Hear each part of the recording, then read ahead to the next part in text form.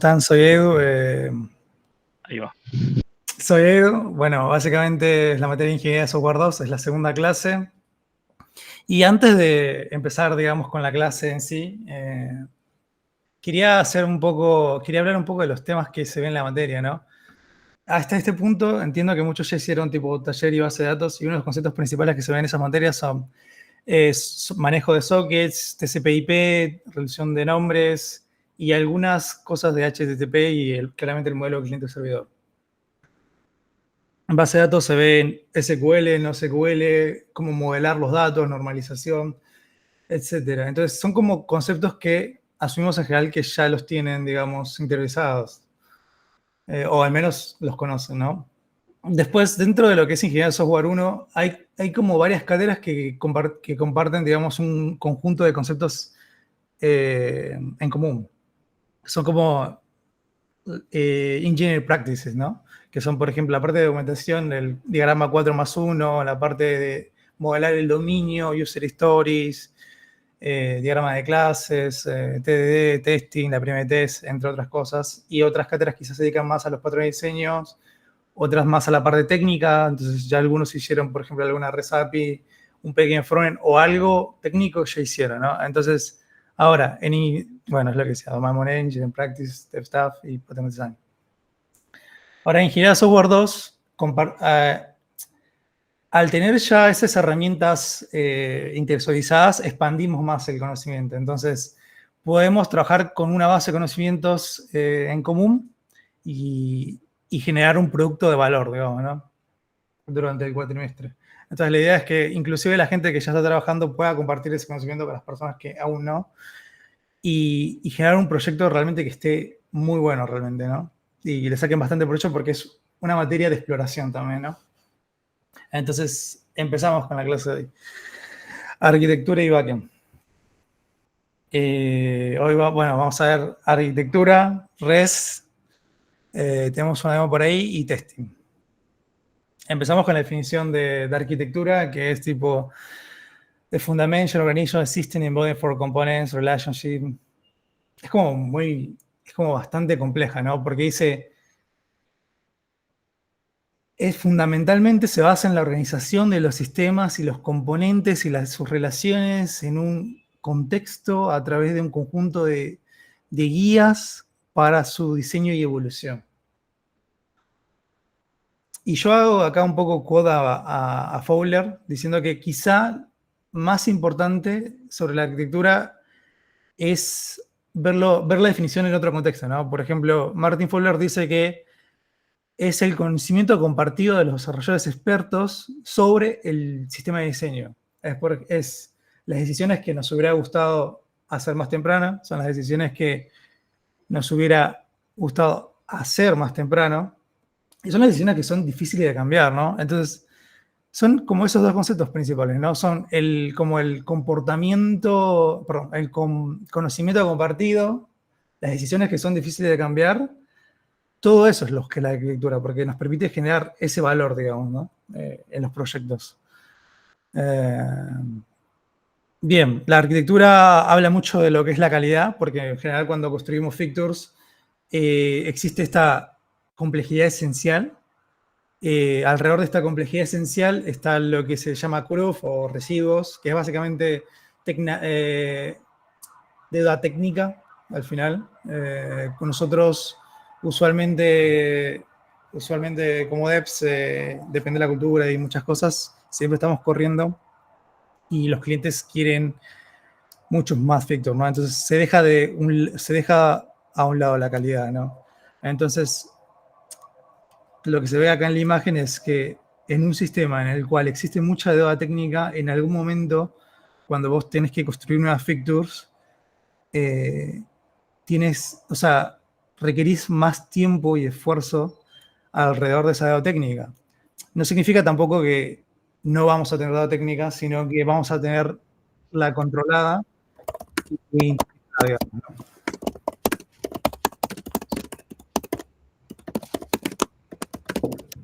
Uy, justo se abrió el micro. Bien.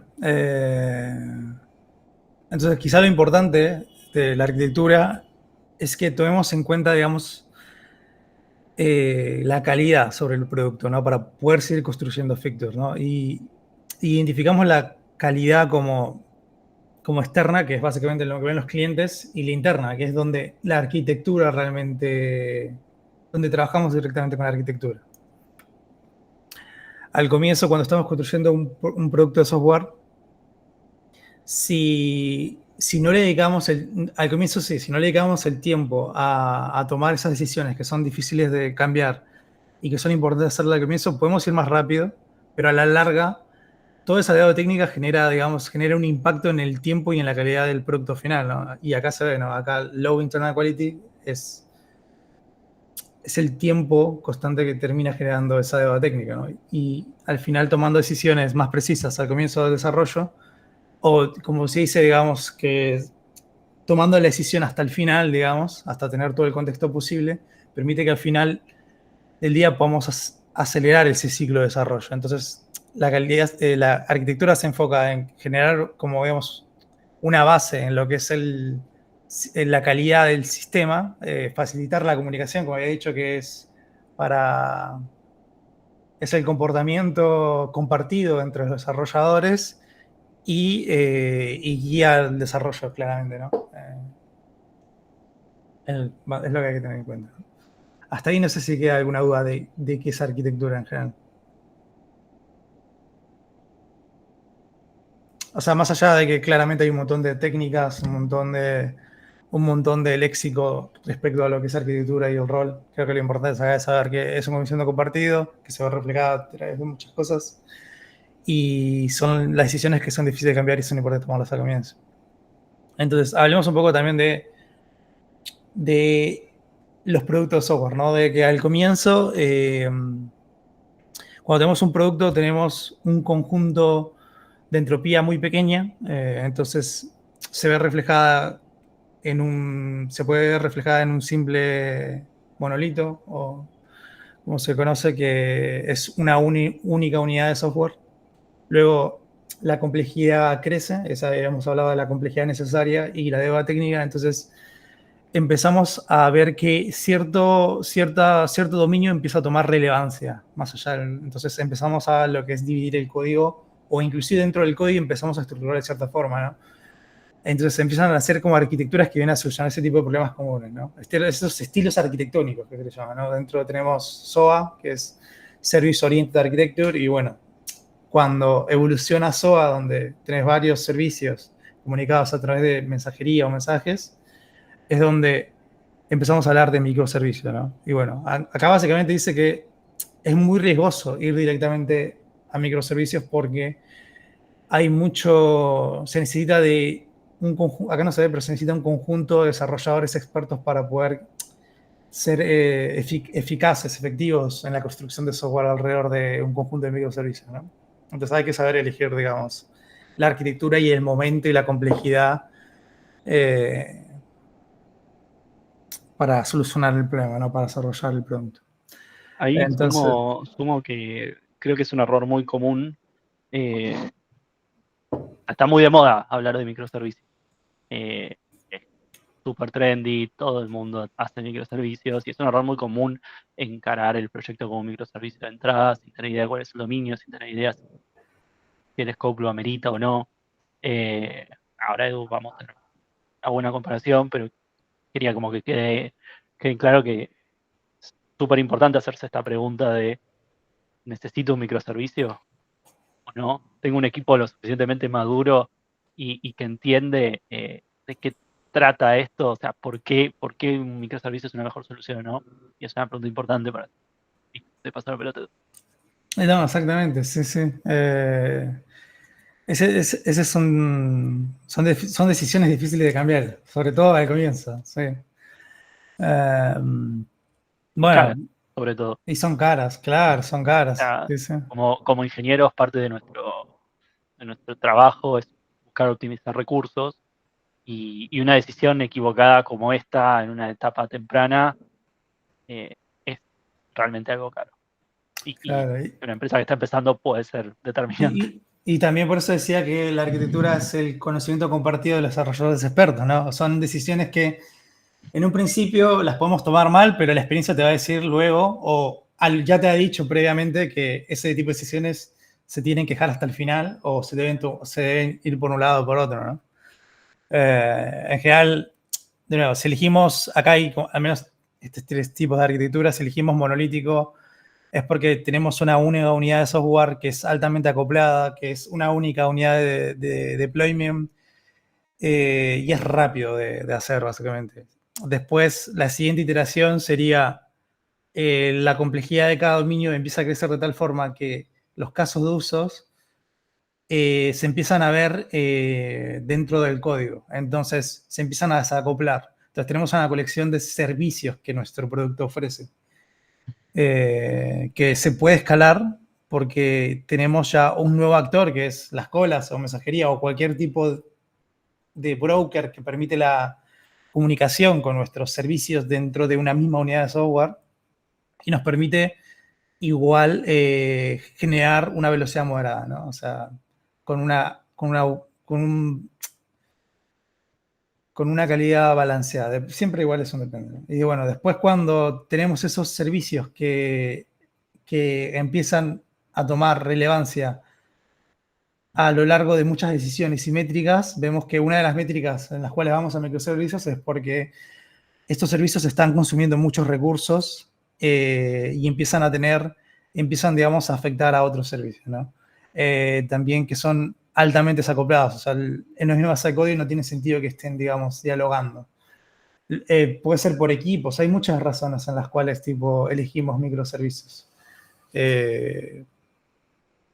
Bueno, y después igual vamos a tener una clase de microservicios, pero en general esas, digamos, las principales, digamos, cualidades, ¿no? De izquierda más acoplado, de derecha más acoplado. No sé si alguno acá tiene experiencia trabajando con microservicios. Yo tengo experiencia migrando fuera de microservicios. Migrando fuera, ¿a qué te refieres? Reconstruir un sistema que está hecho con microservicios a algo más monolítico porque eran un problema los microservicios. Es que sí, trae muchos problemas, un montón de problemas trae. Y sobre todo cuando no tenés el tiempo y el esfuerzo para dedicarle a tanta técnica, ¿no? Es que no tenía sentido que, muchas veces no tiene sentido que sean microservicios, simplemente se tomó una decisión porque alguien dijo, tengo que sacar esto rápido y hizo un microservicio, o porque a alguien se le ocurrió que dividir un montón de módulos chiquitos en microservicios era buena idea y después resultó que no. Claro, claro, exactamente. Bueno, hablábamos de que es comportamiento compartido de desarrolladores expertos que tienen un propósito, digamos, este tipo de decisiones y están justificadas. Y bueno, acá se ve un poco igual más, ¿qué quiero decir de monolitos y lo que son esto de una arquitectura orientada a servicios, ¿no? Donde estos servicios son reutilizables no solamente a nivel de una misma base de código, sino que se puede reutilizar a través de diferentes bases de código. Ya sea porque es un artefacto de Java, de NPM, una librería, y podemos compartirlo a través de otros repositorios, ¿no? Y bueno, escalar horizontalmente, ¿no? Sin llegar a dividirlo por unidad de despliegue, ¿no? Que es lo que veremos, en algún momento veremos microservicios. Entonces, bueno, tenemos nuestros servicios reutilizables, uno o varios. La pregunta ahora es, ¿cómo lo construimos, no? ¿Cómo construimos ese servicio? Podemos decir en general que ese servicio va a tener va a tener un comportamiento a través de las entradas y a través de las salidas. Algunos que ya conocen son HTTP, la línea de comandos, de salida va a persistir a disco, va a persistir a una base de datos, va a ir a hablar con el servidor de mail, va a mandar un correo, un WhatsApp, va a ir y publicar un mensaje a la cola de Rabbit, etc. Sí, bueno. Entonces, bueno, estábamos hablando de cómo escribir este servicio, ¿no? Hay una de las primeras arquitecturas que se habla que es tipo separarlo por capas, layered architecture, donde esas capas se comunican de arriba hacia abajo. Tenemos los controladores, los servicios, el dominio y los DTOs. Y como se puede ver en este hexágono, tenemos como varios puertos de entrada hacia desde afuera hacia nuestro producto, ¿no? Hasta ahí no sé si hay alguna duda. Creo que esto igual ya lo vieron. O sea.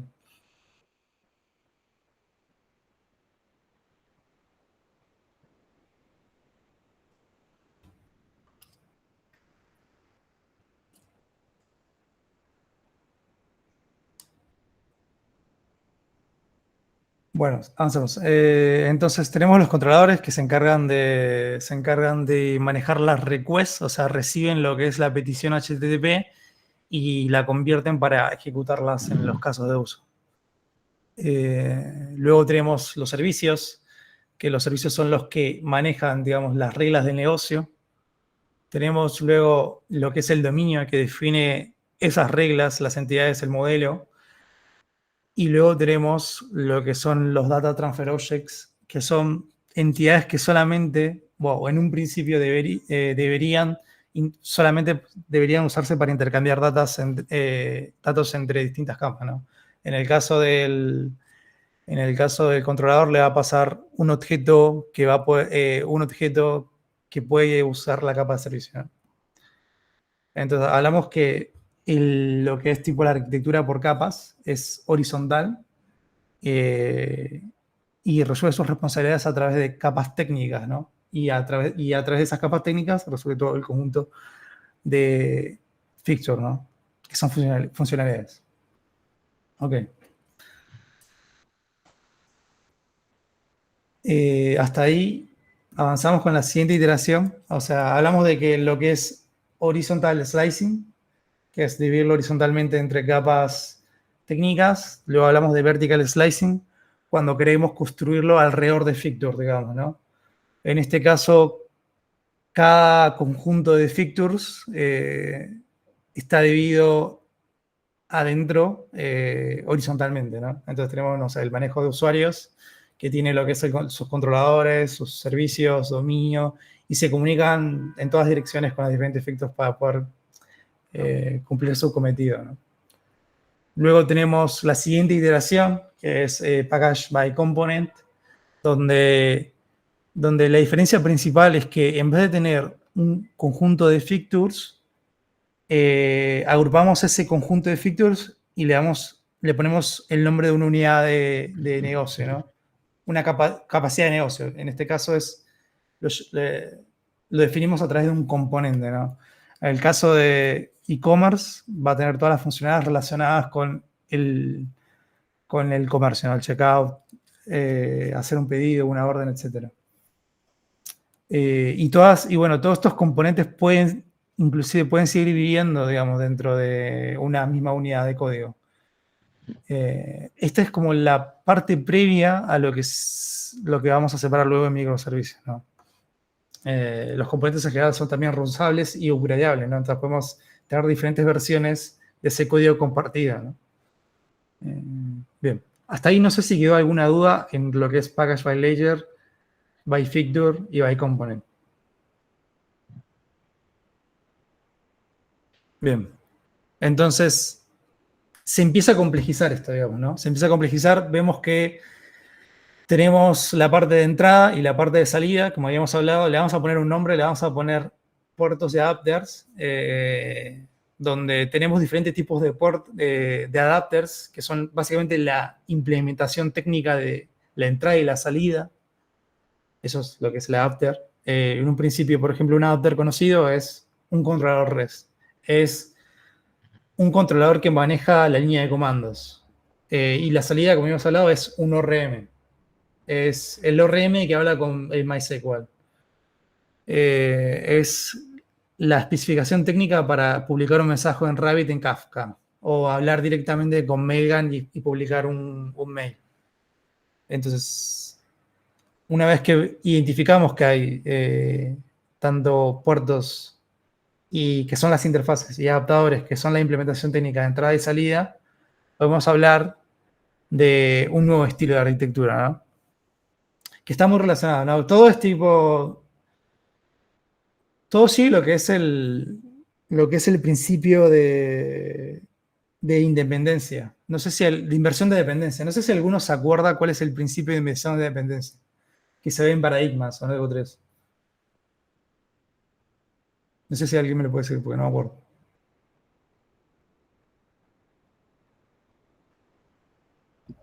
Quizás estoy diciendo una burrada, pero no es como que, tipo, el hijo, el padre solo puede hablar con el hijo o algo así, y no al revés. Como jamás Sí, la base de datos podría hablar, por ejemplo, con los endpoints. No sé. sí, exactamente. No solamente eso, sino que es esto de que se resuelve usualmente en tiempo de ejecución, se resuelve a través de una interfaz. Es esto de que no me llames, yo te llamo. Entonces va desde adentro hacia afuera, ¿no? De los controladores. Pasamos de los controladores que manejan toda la que es la capa de entrada a lo que son el conjunto de servicio, ¿no? Que es el application layer, ¿no? Luego tenemos definido un nuevo nivel que es lo que son los servicios de dominio que Perdón, van a hablar. sumo algo Sí, más a la inversión de dependencia que estabas hablando. También el tema de laburar contra interfaces es importante. te permite testear más rápido tu código y poder identificar cuándo es unitario, No, integración o. y sobre todo Entiendo. te produce ese desacoplamiento donde vos podés cambiar una capa inferior, por ejemplo, cambiar una base de datos, cambiar digamos, esa capa por otra, y eso es transparente para la capa superior. La capa superior no sabe qué pasa abajo, solamente sabe que hay una interfaz que te va a cumplir. O sea, hay un contrato que va a cumplir todo lo que está abajo de él, funciona. Se desconoce exactamente. Creo que sí, creo que sí. Creo que sí. En Go se usan interfaces. Bien. Entonces, avancemos. Tenemos de nuevo la capa de dominio, que es donde definimos, digamos, todas las. O sea, en la parte superior definimos los casos de uso, en lo que es Application Layer, el conjunto de servicios. En la parte interior definimos lo que es las reglas de negocio y las entidades del dominio. Entonces tenemos lo que es. Esto en un principio es el Onion Architecture. Ahora, lo que es tipo Layer, Onion, puertos y adapter, es más o menos la misma idea, ¿no? O sea, aplicamos como dependency, ¿cómo es? Inversion dependency, desde arriba hacia abajo, y nos protegemos a través de lo que son interfaces, ¿no? Para ser altamente testeables, no vamos desde abajo hacia arriba tampoco. En el caso de Onion, habla de todo esto, ¿no? Es importante identificar cuál es la capa de servicios y la de dominio. Adapter habla de que hay que defender de que los puertos son interfaces y que los adapters son las implementaciones. Y bueno, habíamos hablado de la dependency inversion, ¿no? Que todo va hacia adentro. Hasta ahí no sé si quedó alguna duda ya vimos tipo Ledger Architecture, Onion, horizontal slicing y vertical slicing. Y bueno, hexágono.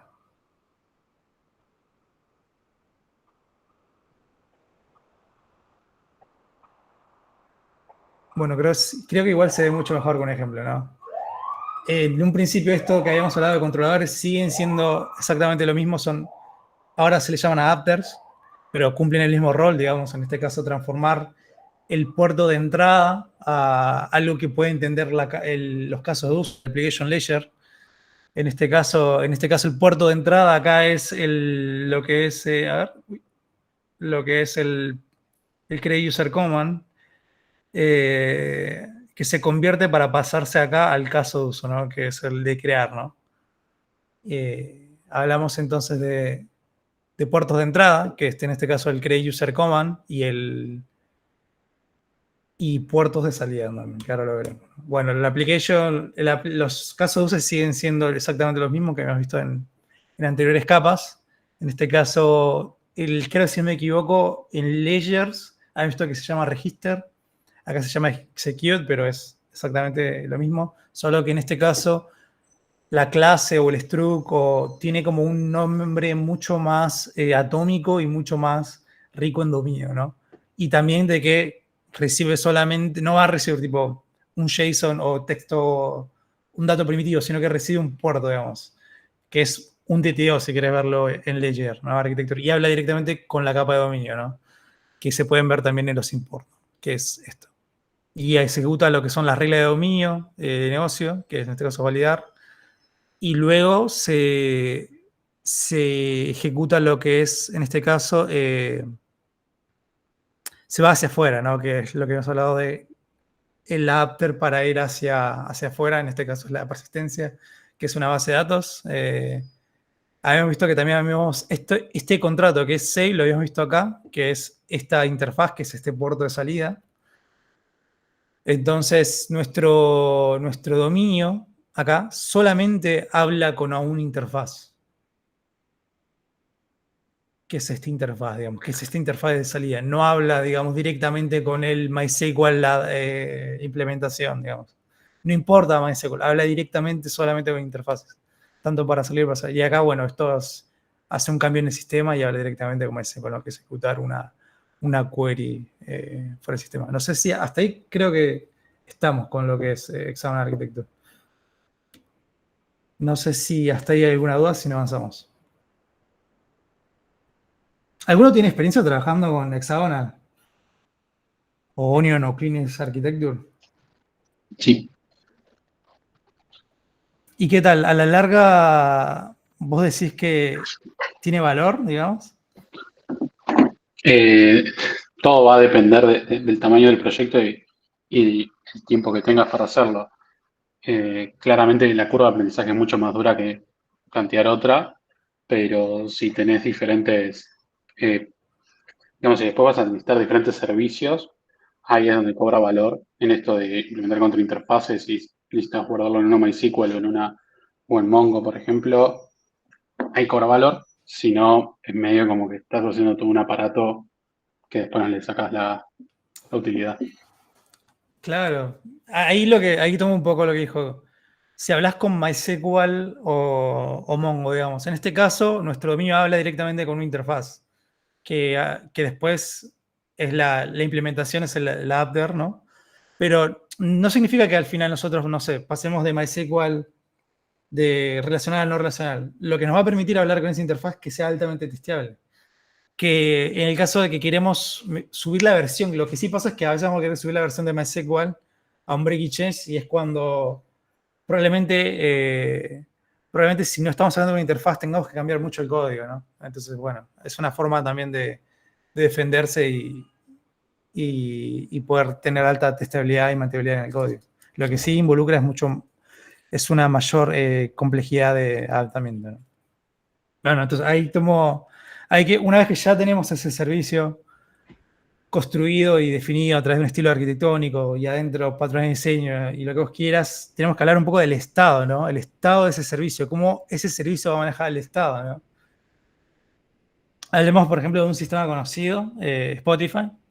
En este caso, nosotros cuando utilizamos Spotify y reproducimos una canción, tenemos el estado de reproduciendo, ¿no?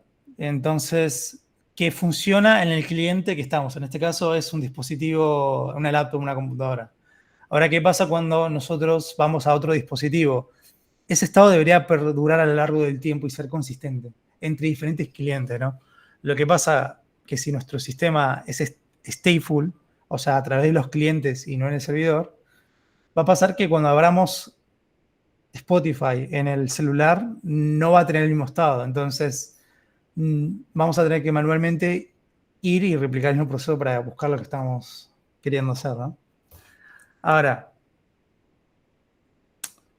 hablamos de stateless cuando tenemos un conjunto de servicios y persistencia que lo que van a hacer es guardar y sincronizar ese estado contra el sistema, ¿no? Y los diferentes clientes, ¿no? Entonces, el cliente ya no maneja estado persistente a lo largo del tiempo, sino que en varias iteraciones lo que hace es sincronizarse con nuestro sistema, ¿no? Entonces, lo que permite luego es que esos clientes estén sincronizados y sean coherentes. Otro ejemplo de Stateless Architecture. Acá el estado está ahora en el servidor, digamos, ¿no? ¿Qué pasa? Tenemos el cliente que saca un navegador, estamos en Mercado Libre, queremos comprar un producto, lo agregamos a un carrito de compras. ¿Qué pasa si el servidor se muere, por ejemplo? ¿Ustedes qué harían si el servidor se muere? Ustedes tienen su aplicación andando y el servidor se muere. Y hay mucha gente comprando. ¿Qué pasa con ese estado? ¿Y qué harían, no?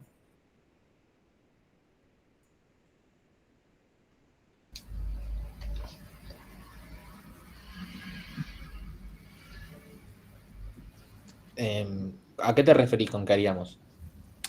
O sea, si ustedes estuvieran manejando la aplicación y el estado viviría en cada instancia del servidor, ¿no?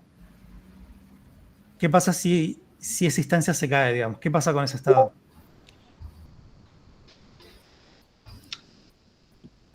Si solo vive, digamos, en el tiempo que vive la instancia.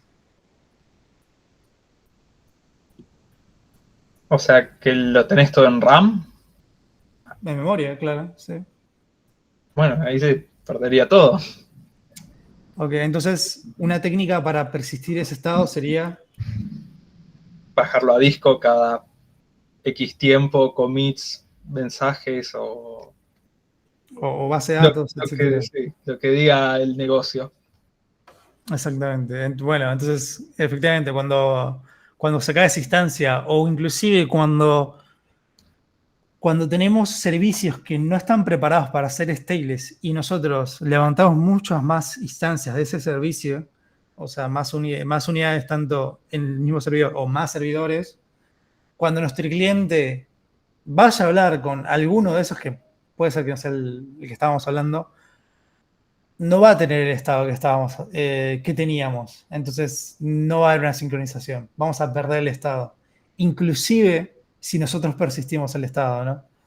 Entonces tenemos que apoyarnos, bueno, en servicios para sincronizar el estado y técnicas también para que nuestros servicios sean altamente stables, ¿no? Entonces, bueno, cuando efectivamente se sincronizan los estados entre diferentes clientes, es conciso el mismo comportamiento.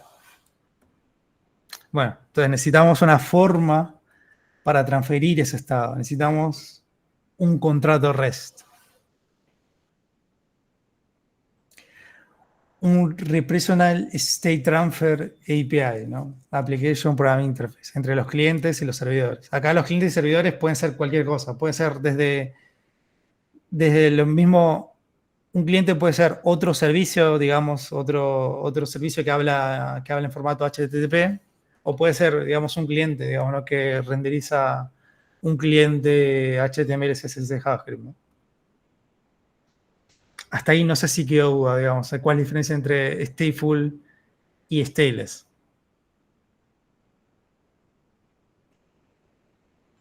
Bien, entonces, bueno, a lo largo de la historia como que hemos evolucionado a la forma en la cual interactuamos y compartimos el estado, ¿no? La forma en la cual definimos esos contratos, ¿no? Desde empezar con RPC, después SOAP, que se basaba en acciones, luego más o menos llegó REST. Luego algunas personas dijeron, bueno, quizás esté bueno definir primero un estándar de cómo vamos a definir esa comunicación, nació OpenAPI. Se empezó a ver, por JavaScript se empezó a ver una fuerte adopción de JSON como intercambio de información en vez de XML. Bueno, se empezó a hablar de que el cloud computing hizo que estos sistemas sean altamente stables. Ya tenemos un montón de sistemas y bueno, es donde estamos hoy, ¿no? Que tenemos diferentes tipos de comunicación, que hablamos de gRPC, tRPC y otros más, ¿no? Y webhookers y microservicios, etc. Hablamos un poco de... No sé si alguno acá no tiene experiencia trabajando con API REST.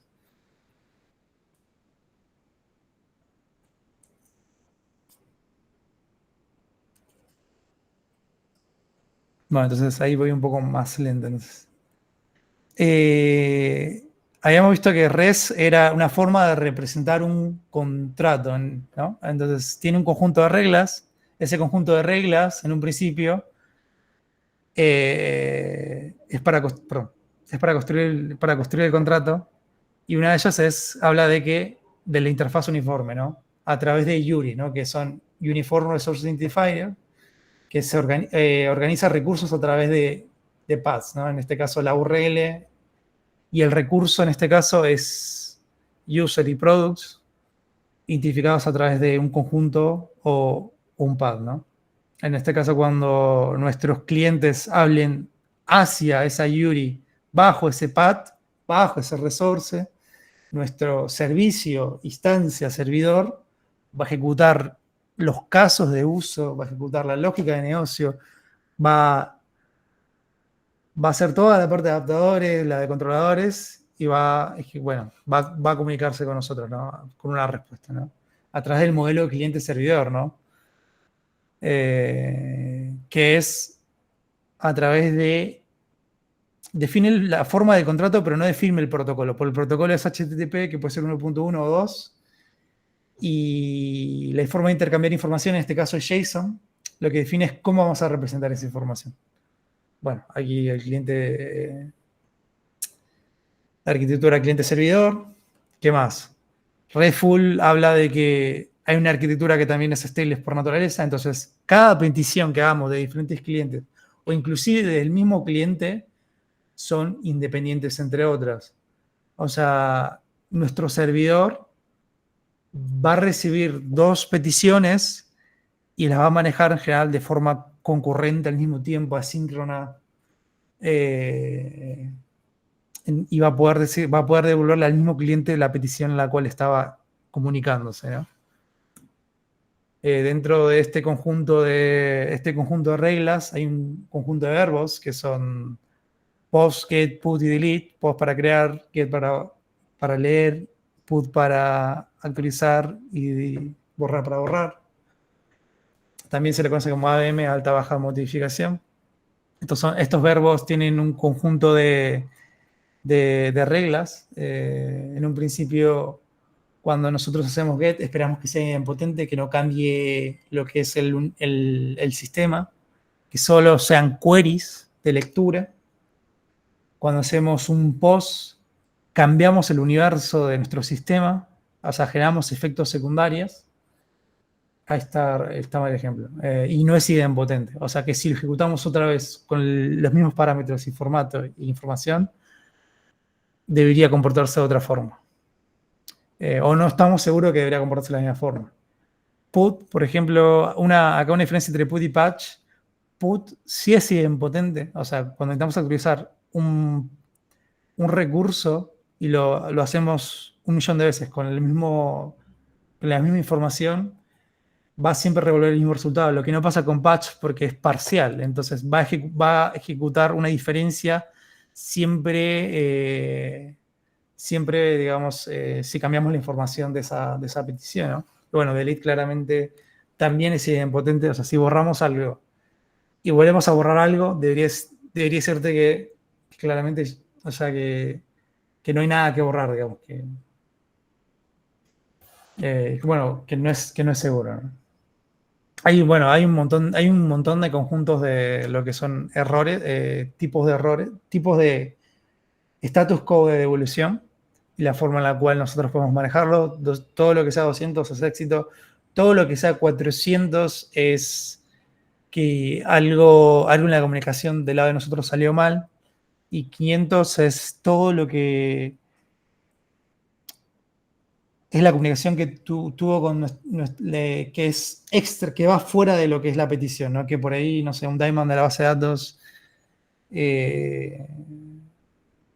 o algún bug que generó el sistema, no sé, digamos, esto de que se cayó el sistema no está disponible, digamos, entre otros, ¿no? Y bueno, acá hay un par de imágenes para básicamente apreciar un conjunto de errores muy comunes, que es 200 OK, 201 creado, 204 sin contenido, 301 redirección, 400 bad request, 401 sin autorización, 404 no encontrado y 500, bueno, internal server.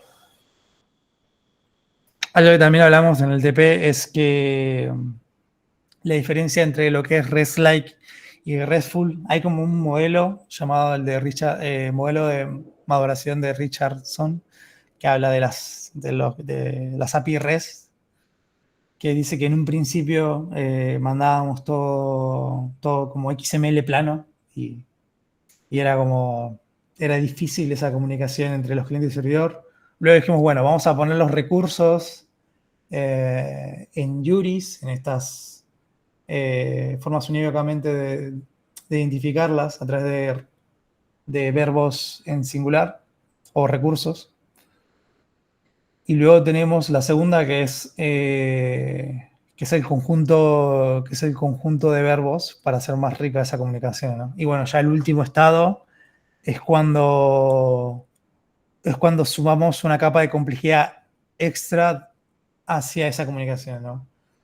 Que hablan, no sé, hablan de una navegación, básicamente. Es poder navegar a través de una RESTful API, digamos, ¿no? Eso es lo que sería RESTful, ¿no? Pero ahora lo que vimos en el TP en general es algo REST-like, o sea, en el nivel 2. O sea, con que vos utilices los verbos de forma adecuada y devuelvas para cada caso el estatus de code que un cliente esperaría a través de un a través de un contrato bien descrito por las URIs es suficiente, ¿no?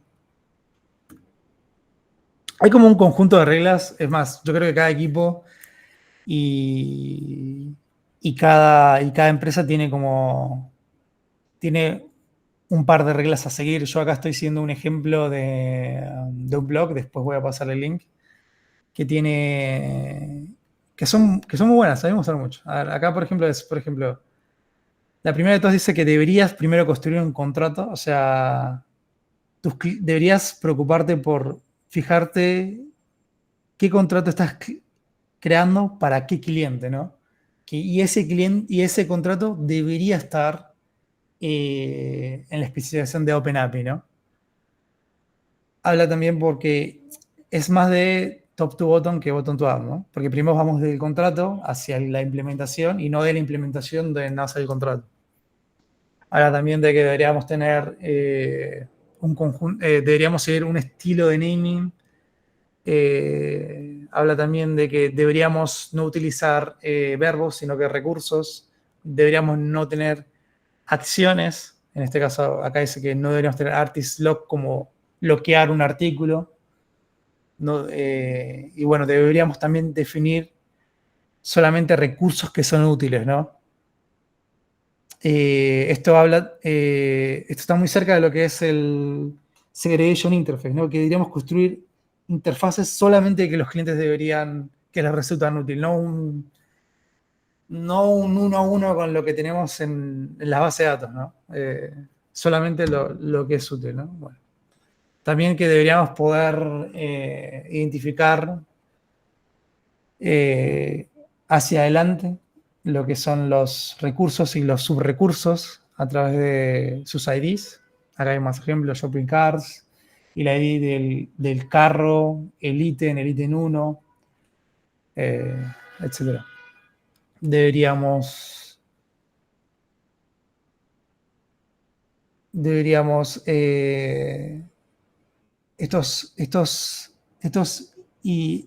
¿cómo se llama? Estas URIs deberían limitar, digamos, cierta funcionalidad, ¿no? A través de la estructura, digamos, de lo que queremos proveer, ¿no? Como en el contrato. Deberíamos solamente usar JSON. Deberíamos solamente tener en lo que son deberíamos poder diferenciar cuáles son atributos de lectura y escritura. Y yo creo que más o menos esa sería como la idea para construir un contrato REST, para elegir una arquitectura y para construir el servicio. Yo no sé si hasta ahí quedó un poco claro.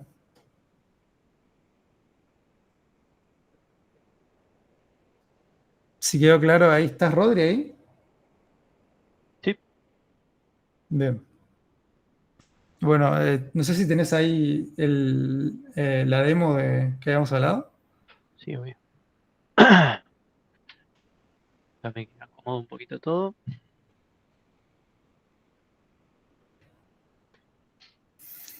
Bien.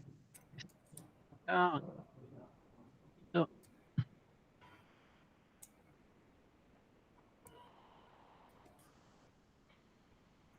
No sé si alguna vez ha definido alguna API que ha tenido que cambiar por completo, digamos.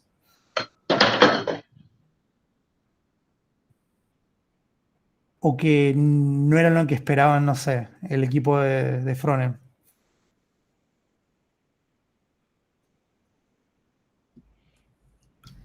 Por completo no. No. Sí, algunos cambios.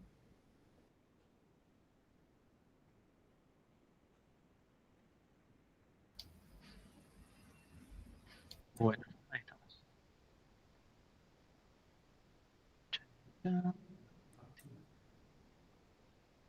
Bueno, avísenme si ven, porque el monitor es grande y la letra es chica. ¿Ahí ven? Sí, se ve, se ve. Ok. Bueno, un poco la idea de lo que vamos a hacer ahora es hacer una implementación de una API muy sencilla, incluso más simple que la que tienen que hacer ustedes para el TP0, pero vamos a ver cómo ir evolucionando un poco, agregando algunas buenas prácticas, cuestiones de ese estilo.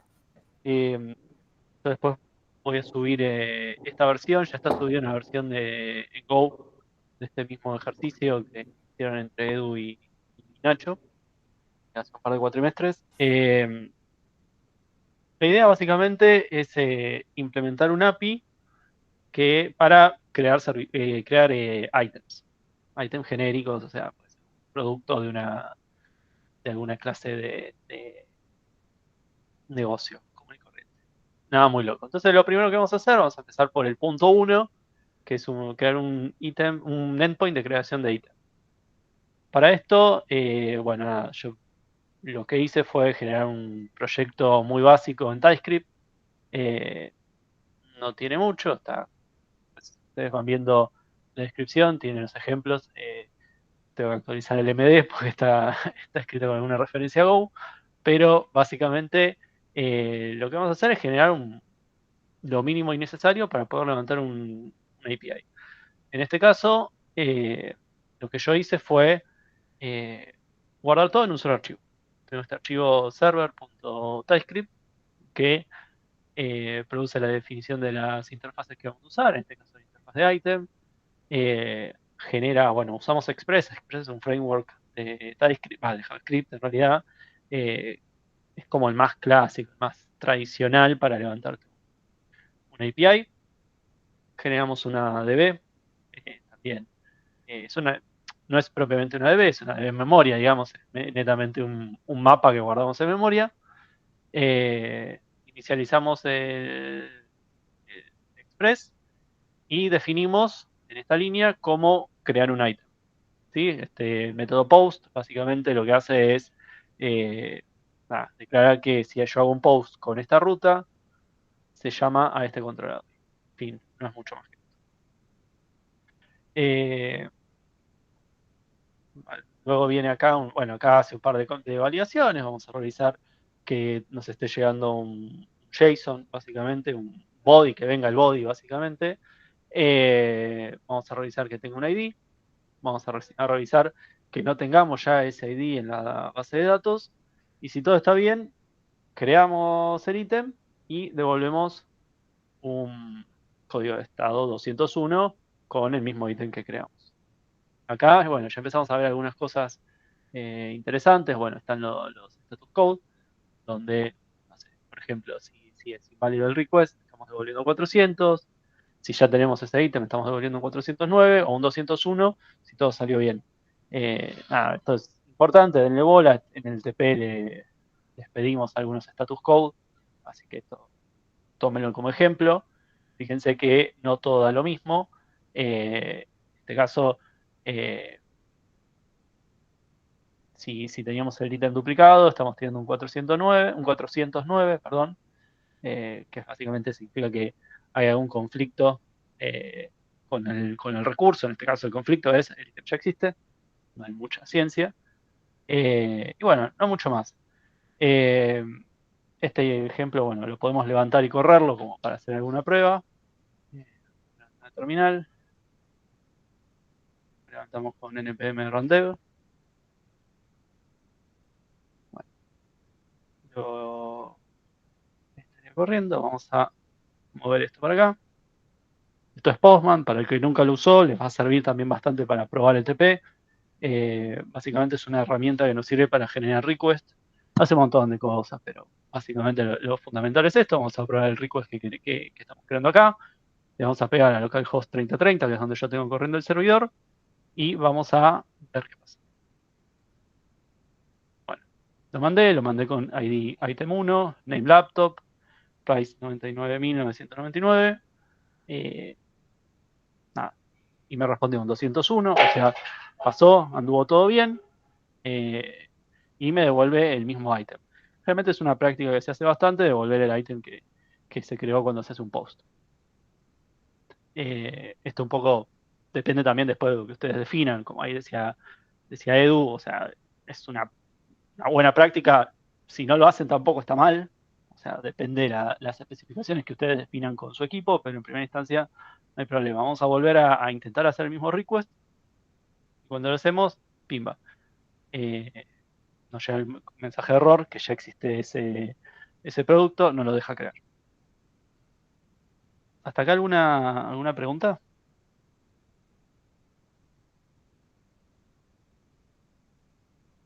No, ninguna. Bien.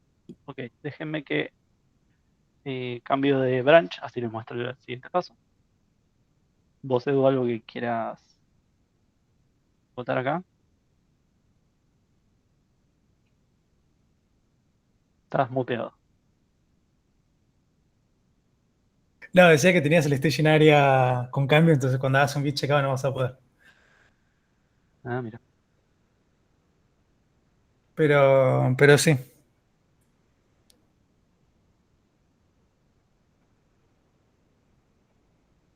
Bueno, las variables como port no deberían estar así sueltas. Lo que hay que generar es un .env, o sea, un archivo de entorno. Ahora lo vamos a ver en el que viene o en el otro, ya lo empezamos a implementar. Acá de nuevo, un poco la idea era mostrar un ejemplo burdo, donde no hay buenas prácticas. O sea, vamos antes de cambiar de branch, vamos a hacer una cosa. Parto. Sí, acá un poco, acá pasa un link, hay un conjunto de prácticas muy establecidas llamadas el 12 Two-Factor Net, de 12 Factor, que dice que las variables de entorno se podrían poder cambiar sin tener que cambiar cambios en el código fuente. Entonces, con eso, teniendo en cuenta en consideración eso, si vos tenés que cambiar el valor de una variable de entorno, que es del entorno y no del código, debería ser un small code, digamos, debería ser un problema. Exactamente. Ahora, Pregunta. que el cambio de una variable de entorno genere un nuevo deployment, un nuevo despliegue, eso está correcto, porque cambiaría la ejecución, digamos, de ese servicio. Eso sí. Pero no estás cambiando ahí el código fuente, estás cambiando el entorno, básicamente. Exactamente. Ahí dicen que preguntaban por el TP individual. Bueno, sí, en el TP individual lo correcto, no me acuerdo si está en enunciado, creo que sí, pero lo correcto sería que no tengan hardcodeadas este tipo de cosas. Si no está en el enunciado, igual no lo hagan. O sea, perdón, no lo hagan, me refiero a no tengan hardcodeadas este tipo de variables. Usen un punto .env. Es bastante simple, en general es agregar. Hay lenguajes que lo soportan de una, hay otros que hay que sumar alguna clase de dependencia para que lo hagan, pero háganlo, es bueno, es una buena práctica para el TP final, sí es necesario hacerlo. De hecho, es un error muy grave. Bueno, Sí, después pasame tu usuario y me fijo y te empiezo a hacer los recursos a vos. con lo caro que son encima los recursos últimamente. Nada, eso, bueno, es precisamente uno de los riesgos, además de lo que ya marcó Edu, que es súper importante, uno de los riesgos es que algunas variables de entorno pueden ser secretos de APIs que ustedes pagan. Por ejemplo, imagínense que están haciendo una aplicación que usa el API de ChatGPT y ustedes tienen su token y lo dejan guardado en código. O sea, viene Edu, mira el código, lo agarra y se hace una fiesta. Y a los que le va a Sí, llegar la factura es a ustedes. sí, sí. Entonces, ese tipo de cosas hay que tener mucho cuidado. O incluso ni siquiera le llega la tarjeta. O sea, pueden entrar a su base de datos y robarles información. Es un error grave. O sea, no solamente es grave que tengan que tocar el código para poder modificar una variable de entorno, sino que es una cuestión de seguridad muy seria. Y eso es hasta más preocupante. Eh, pero bueno, eso por un lado. Bueno, lo que iba a aprovechar acá, ¿cuál les parece que es el problema de este approach? De tener todo así.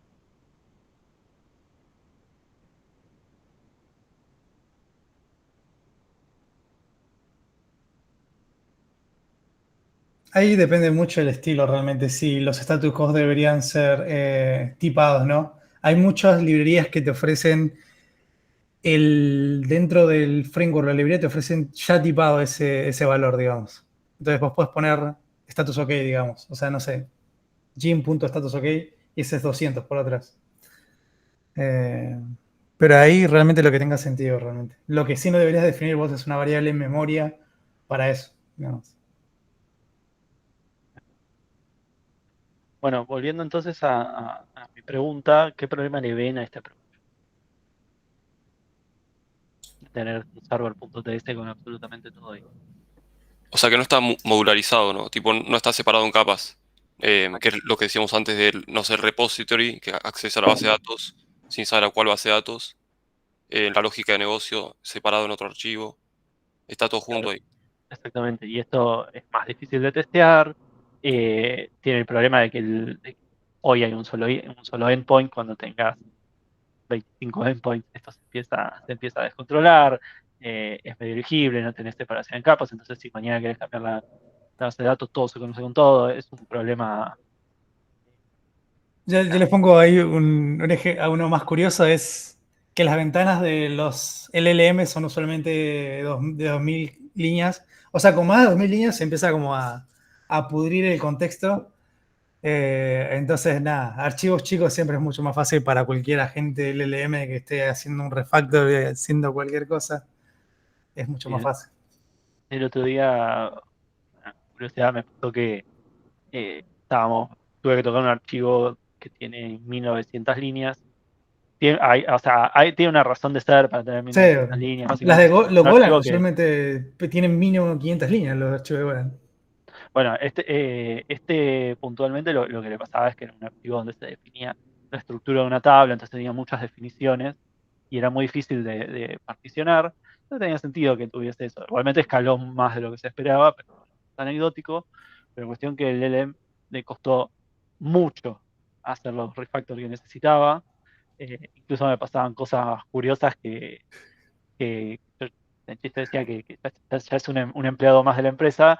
Le pedía que haga un cambio, hacía el cambio en 4 lugares y dejaba de mirar el resto del código. A ver O te, si o te- había- o te borra el contenido que estaba antes y te pone comentario. ¿Sí? El contenido que estaba antes y dice, bueno. Sí, sí, exactamente. No dejan de funcionar, así que bueno, esto es en general un mal hábito, no lo hagan. Entonces vamos a pasar a la siguiente iteración. Siguiente iteración, básicamente lo que vamos a hacer es hacer una división en capas. A particionar un poco más este código en capas. Bueno, venimos acá vemos la división más tradicional, si se quiere, donde tenemos el servicio, los routers, el modelo, database y controller. O sea, básicamente lo que hicimos fue agarrar el archivo server.typescript y lo partimos en diferentes dependencias. Entonces, ¿cómo arranca todo? Bueno, seguimos teniendo el server.typescript. Lo que hace es básicamente hacer una inicialización mínima de todos estos capas que necesitamos y luego ya le dice, si se acuerdan, bueno, toda esta es la creación del servidor de Express y demás, pero acá, en lugar de definir inline la función que iba a responder al post de item, item, perdón, lo que hace es definir un router. Básicamente, cuando tenemos una PCI Express, y básicamente esto funciona igual parecido, las rutas van a empezar a apuntar a routers que agrupan por recursos muchas veces. En este caso es el router de items. Si tuviésemos otros recursos en esta API, no sé, por ejemplo, shopping cart podría ser un recurso, o no sé, invoices, si queremos ver la facturación, bueno, vamos a tener un router para esos otros recursos. Si venimos a router, vamos a ver que básicamente es una definición de una clase muy simple. Tenés un router y un controller, inicialización básica, y lo que define es, para este router, definimos un post, y ese post recibe barra item. O sea, y cuando vos haces barra item, se llama a una función.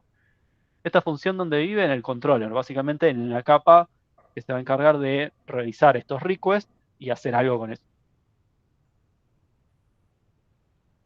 Vamos un toque controller. Bueno, el controller acá define un create item, básicamente es lo que va a hacer con este post, la creación de un item, y hace todas las validaciones que hacíamos antes, las está haciendo acá. Está viendo que lo que le llegó, el request que le llegó sea correcto, está viendo que el ID venga, intenta crear el servicio, intenta crear el item, ahora vemos, pero van a ver que acá hace un item.service, item_service.createItem, esa es la capa que sigue, digamos, y acá se fija, bueno, si el resultado fue success, pues devuelve un 201. Si no, se fija cuál es el mensaje error. En este caso es un no already existed, va a devolver un 409 y manda un mensaje error. Entonces, bueno, bajamos una capa más, abrimos service, nos vamos al item service. Item service es una nueva clase que básicamente lo que tiene es una base de datos, y este se va a encargar de hacer las operaciones sucesivas que requiera la creación de ese item. Puede ser, en este caso es trivial, lo único que va a hacer es agarrar y va a pegarle a la base de datos y va a crear algo, pero podría hacer transformaciones en el medio, podría consultar otras cosas, podría actualizar más de un item, no sé, podría hacer un montón de cosas. En este caso es bastante trivial, lo único que hace es le pregunta a la DB si existe manda un mensaje de error, y si no existe lo crea. En fin. Ahora, no le pega directamente a la base de datos, lo que hace es ir a buscar este database, que es otra clase, que básicamente tiene el conocimiento de la base de datos. En este caso, por simplicidad, es un mapa, vive en memoria. Básicamente lo que hacemos al hacer el create es guardar algo en el mapa, al hacer exist, consultarlo aquí. Si existe, te devuelve true, si no existe, false. No hace mucho más que eso, pero nosotros podríamos, por ejemplo, y acá está la riqueza de esto de dependencias, es nosotros podríamos tener n bases de datos. O sea, esto es una base de datos de memoria, pero si a continuación quisiéramos usar un Postgres, lo único que tenemos que hacer es definir un Postgres, o sea, definir una nueva clase que se llame, no sé, Postgres Database, que respete esta misma firma. Entonces, yo si vengo acá a server, inicializo database, y cuando lo paso acá al servicio, le paso la nueva database, no le paso esa.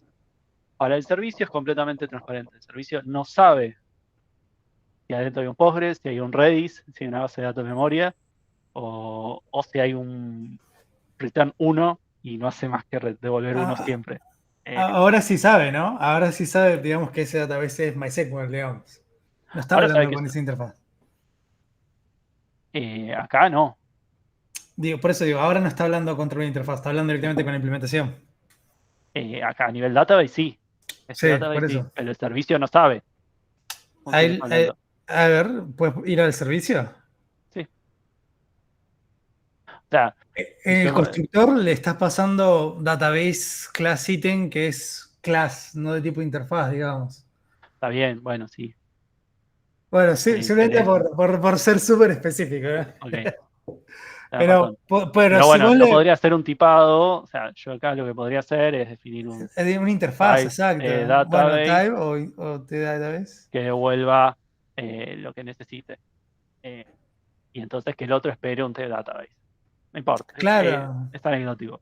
Pero sí, bueno, en rigor sí. Si yo lo quisiera implementar con todos los chiches, lo correcto sería que yo defina un tipo o una interfaz.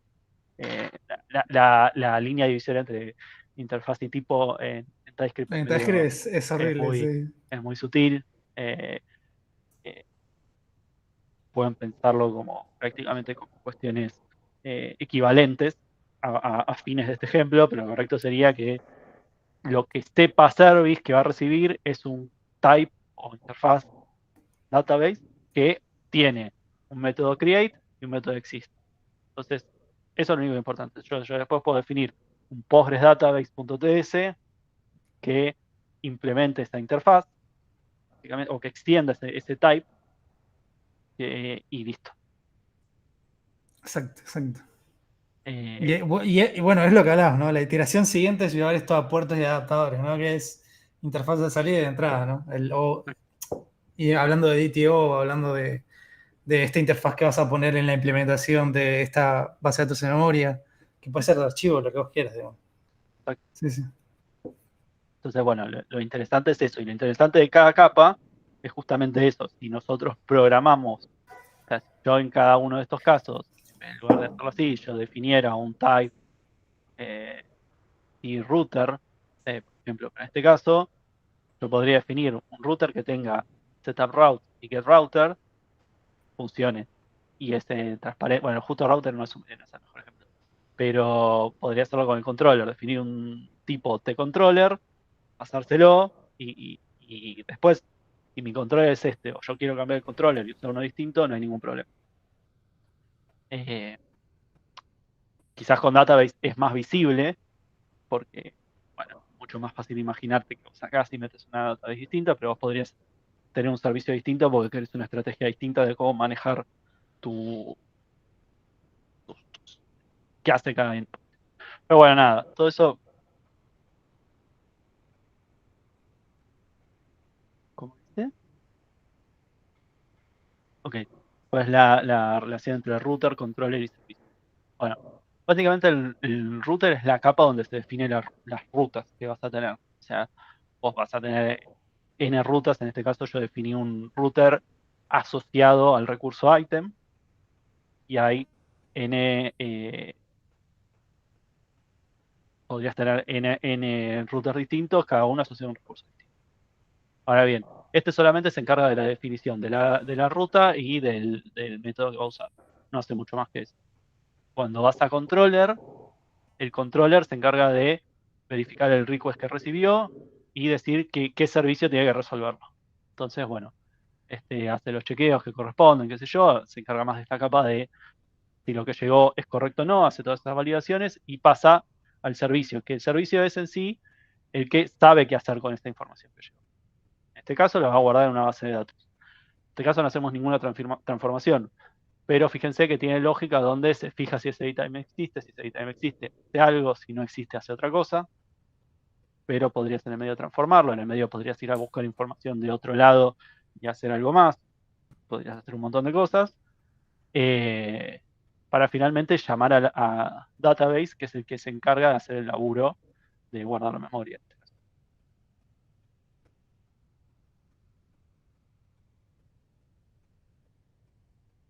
Pensé que estaban preguntando si había hecho alguna vez una receta. No, yo lancé una encuesta, solo he hecho más. Ok, buenísimo. ¿Una pregunta más, Gabriel, o algún otro? ¿Es obligatorio seguir este patrón de controller y router? Porque, por ejemplo, creo que en Go es más directo que, por ejemplo, no está la capa de controller quizá. Como que está directo todo en el endpoint. Vos podés hacerlo en Go, seguirlo también. De hecho, el ejemplo original de esto es justamente. No, pero ahí respondo la pregunta. Creo que Julián dice Ah. que es más idiomático a nivel de Go definir handlers como funciones. Claro, eso iba. Exactamente. Yo te digo, lo importante ahí es lo que habíamos hablado de que tienes que tener tienes que seguir el Dependency Inversion Principle, ¿no? Donde las capas van desde hacia afuera hacia adentro, digamos. Entonces, igual le llamas handler o controller, pero su funcionalidad es traducir la petición HTTPS y disponibilizar el recurso REST es suficiente. Perfecto. Más allá del nombre de la Ahora, comunicación. sí, perdón, no había entendido bien a qué te referías. Igual respondiendo a tu pregunta, ¿es necesario? No. Para el TP0 creo que ya es una buena práctica, creo que no es necesario, ¿no? ¿O sí? No es ¿No obligatorio, es pero necesario? recuerden que el TP individual podría usarse como una extensión del trabajo práctico grupal, así que si ya tienen tiempo y ganas, podrían usarla como scaffolding del TP grupal, digamos. Está muy pensado para eso también. Nada de esto es completamente obligatorio, nada de esto es estrictamente. Es una buena práctica, es una forma de laburar. Mejor si lo hacen, mejor a nuestros ojos si lo hacen, mucho mejor a nuestros ojos si lo hacen en el TP grupal, donde realmente es necesario que hagan algo de este estilo. Pero bueno, nada.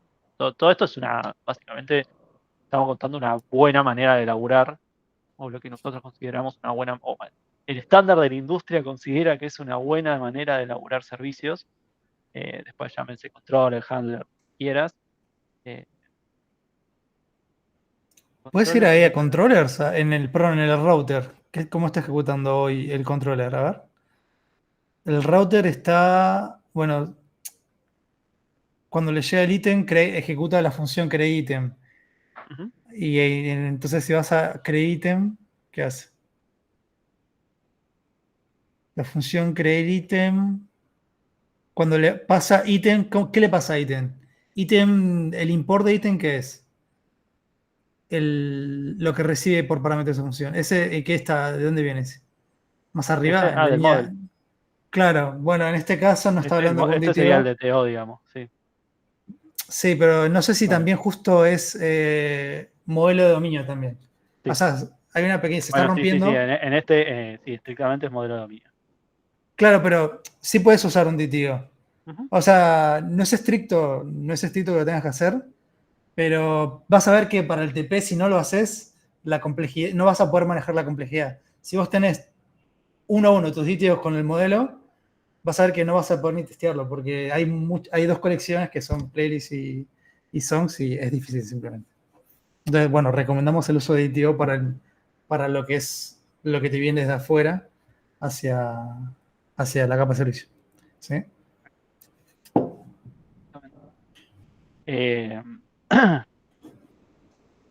Iba a decir esto. Si querés, esas preguntas que son más técnicas las tenemos para el final de la clase. Un poco más. Vale. Como quieran. Igual nada, siéntanse libres y realmente les intriga, obviamente pregunten, no hay ningún problema. Nada, como dice Edu, hay cosas que te puedes permitir cuando tenés una API así de chiquita. Básicamente tenés un solo endpoint que no hace nada útil. Cuando ustedes empiezan a tener multiplicidad de endpoints, donde cada vez son más complejos y donde el modelo, y no hay necesariamente una traducción uno a uno entre el modelo y el DTO, que es lo que pasa en este caso. O sea, acá item es exactamente lo mismo que están esperando recibir. Puede pasarles de que no, normal, pero incluso si sí es una buena práctica tener tus DTO. O sea, es re tedioso, soy franco, o sea, yo soy frontend en general, pero cuando tengo que pasar en la empresa donde laburan en Kotlin y tengo que bajar a Kotlin a laburar. Kotlin es Java, a grandes rasgos. Cuando tengo que bajar a los servicios usan arquitectura hexagonal y tengo que ponerme a hacer los DTO, que salen, los DTO que entran y todo, y a veces escribí 4 veces la misma declaración de objeto donde, perdón, la misma declaración de clase donde tengo exactamente los mismos campos, pero bueno, o sea, por buena práctica tengo que hacerlo las 4 veces y lo hago las 4 veces. Encima, según si vos seguís puerto de adapter a rajatabla, tenés los DTOs de la respuesta de entrada y salida, que es el contrato, Claro, ¿no? Y a exacto. la vez las interfaces entre cada Tienen sus capa. propios. Entonces, esto crece rápidamente, digamos. Sí, es un Sí. bajón, realmente es poco simpático, digamos. a mí me da mucha pereza, pero bueno, es una buena práctica, tiene su razón de ser. No siempre hay una traducción uno a uno entre las cosas y también tenés este tema de que las capas tienen que hablarse entre sí, pero no podés hablar de una capa más arriba de la capa más abajo que inmediatamente siguiente, hay un montón de cuestiones de por medio. Bueno, nada, si no tienen más preguntas de esto, no me extiendo más en esta parte, pasamos al caso.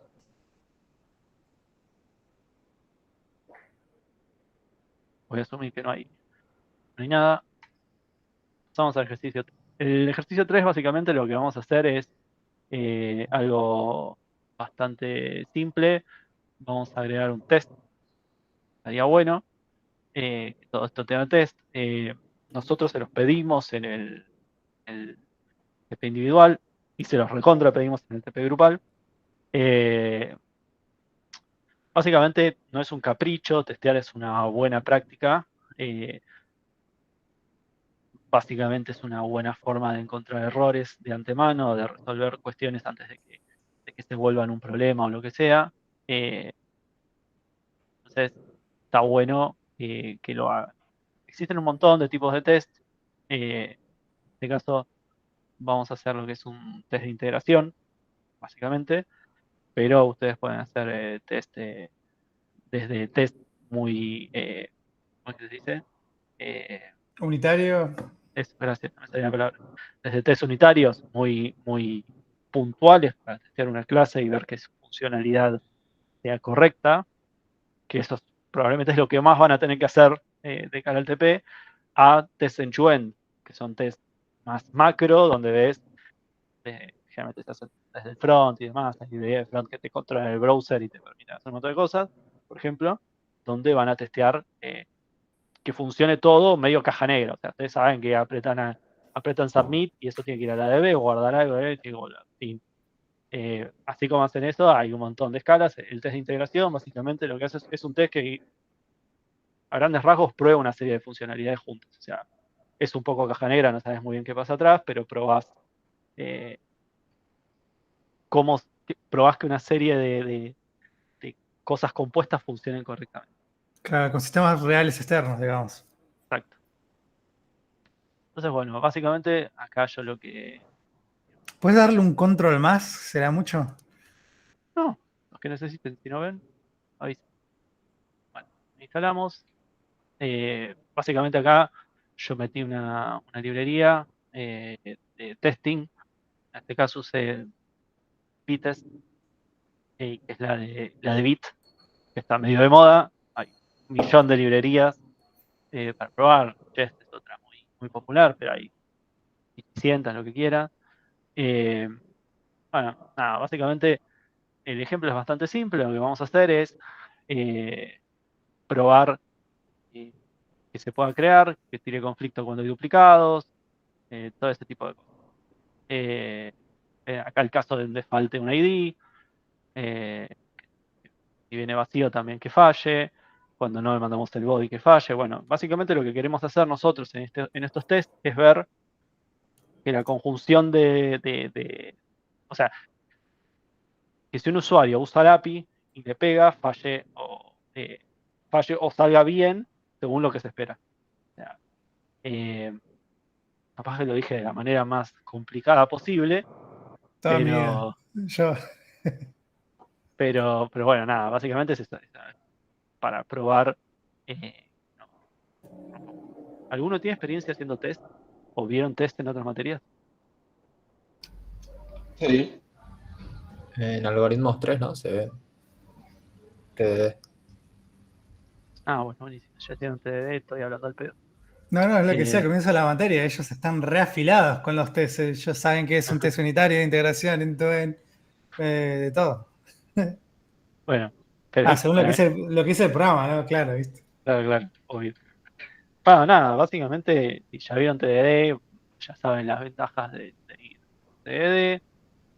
Básicamente pueden pensar de antemano dónde fallan las cosas, qué sé yo, ustedes ya crean los tests de antemano. Sí, ya sé, estoy cargando, ya sé que se ve poco, no se preocupen. Arman los tests de antemano, entonces, bueno, los corren, falla todo, empiezan a implementar la lógica y les da la ventaja de que si los test pasan es porque la lógica está bien, y si hacen algún cambio y los test fallan, ya saben que rompieron algo, tienen que corregir los test o corregir la lógica. Si no quisieron cambiar lo que prueba ese test. Lo que lo hacemos. Es bastante simple lo que hace. Bueno, en general la mayoría de estas librerías de testing lo que hacen es, bueno, se arranca con un describe describiendo qué va a probar ese suite de test. Suite de test se llama el grupo de test. Este grupo de test puntualmente va a probar la integración de Item API. El for all lo que hace es hacer una de antes de correr cada test va a ejecutar una serie de cosas. En este caso, hace una inicialización como la que se hace en server.ts y levanta el servidor.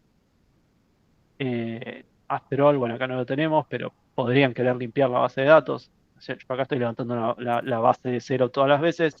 Eso es costoso. Lo que pueden hacer es ese after all, borrar y volver a probar. Mucho más que eso. Y entonces probamos. Debería crear un ítem de manera exitosa en el primer request y tirar un conflicto con el. Entonces venimos acá. Acá preguntan cómo se corre esos test, digamos. Ahora les muestro. Ahora, Y después dame con segundo un que termino comando con esto preguardado. Sí. y les cuento. Bueno, básicamente acá lo que hacemos, bueno, este request es una librería que se usa para hacer estos requests HTTP en entorno de testing. Le decimos que queremos probar con qué headers y con qué data. Y spec básicamente es la forma de decir, bueno, esperamos que esto que le pasamos como parámetro sea tanto o sea igual a tanto. En general, un poco la idea tampoco es ponernos a explicar muy bien el detalle testing, pero esta es una forma general en la que funcionan todos los tests que van a estar. Palabras más, palabras menos, más verboso, menos verboso, más lindo, más feo. Básicamente, todas las librerías de testing funcionan más o menos igual. Respondiendo a la pregunta, bueno, para el que nunca programó en JavaScript, esto es un package JSON. Todos los proyectos de JavaScript tienen un package JSON, donde básicamente hay un montón de cosas. En este caso está el nombre del repositorio, la versión, por dónde se entra, que ahora que lo veo esto está mal. Cuáles son las dependencias, de autores y demás.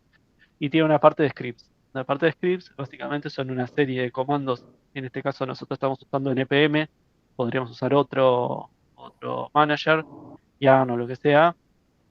Y básicamente acá nosotros tenemos una serie de scripts de test, que básicamente si nosotros corremos npm run test, vamos a hacerlo.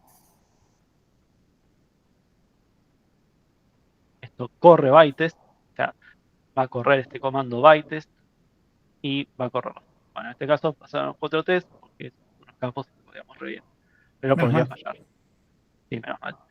Bytest tiene interesante que queda vivo y va corriendo los tests a medida que vamos guardando. Me parece un montón, pero bueno, base. Alguien preguntó algo. Dice, ¿está bien tener una DB para test y otra para producción? ¿O debería ser la misma y su uso depende de algo como Environment Development? Esta te lo dejo a vos, Edu. Claro, sí. Estás el experto. De ahí depende qué quieras testear, ¿no? Digamos, vamos a ir justo, tenemos como, luego de la demo tenemos como un apartado donde hablamos bastante fuerte de los tests y hablamos ese tipo de preguntas. La dejo para cuando veamos eso.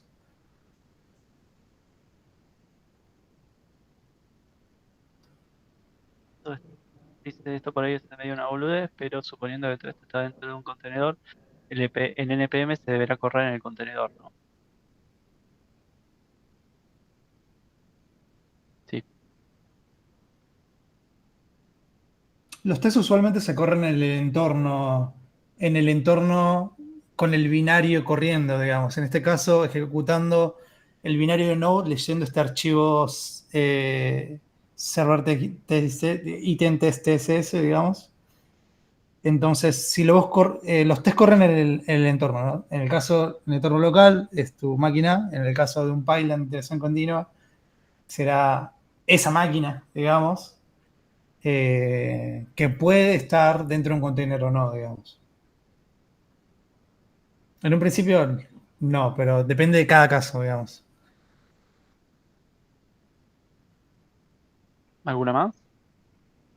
Creo que no. Tenemos dos preguntas colgadas que son la de la librería de login y el tema, una pregunta de testing, pero después la respondo. Dale. Bueno, si no hay más preguntas, bueno, una vez que hicimos testing, ya lo que nos faltaría hacer es dockerizar esto eh, y meterle una DB posta. Vamos al cuarto ejemplo. Bueno, acá lo que vamos a hacer es meter SQLite como DB, obviamente. Y algo que preguntaban antes, el tema de las variables de entorno. Levantamos una variable de entorno. Un archivo de variables de entorno, .env, en particular para JavaScript, vamos a usar .env como librería, algunos runtime no necesitan, otros sí, .env es medio histórica.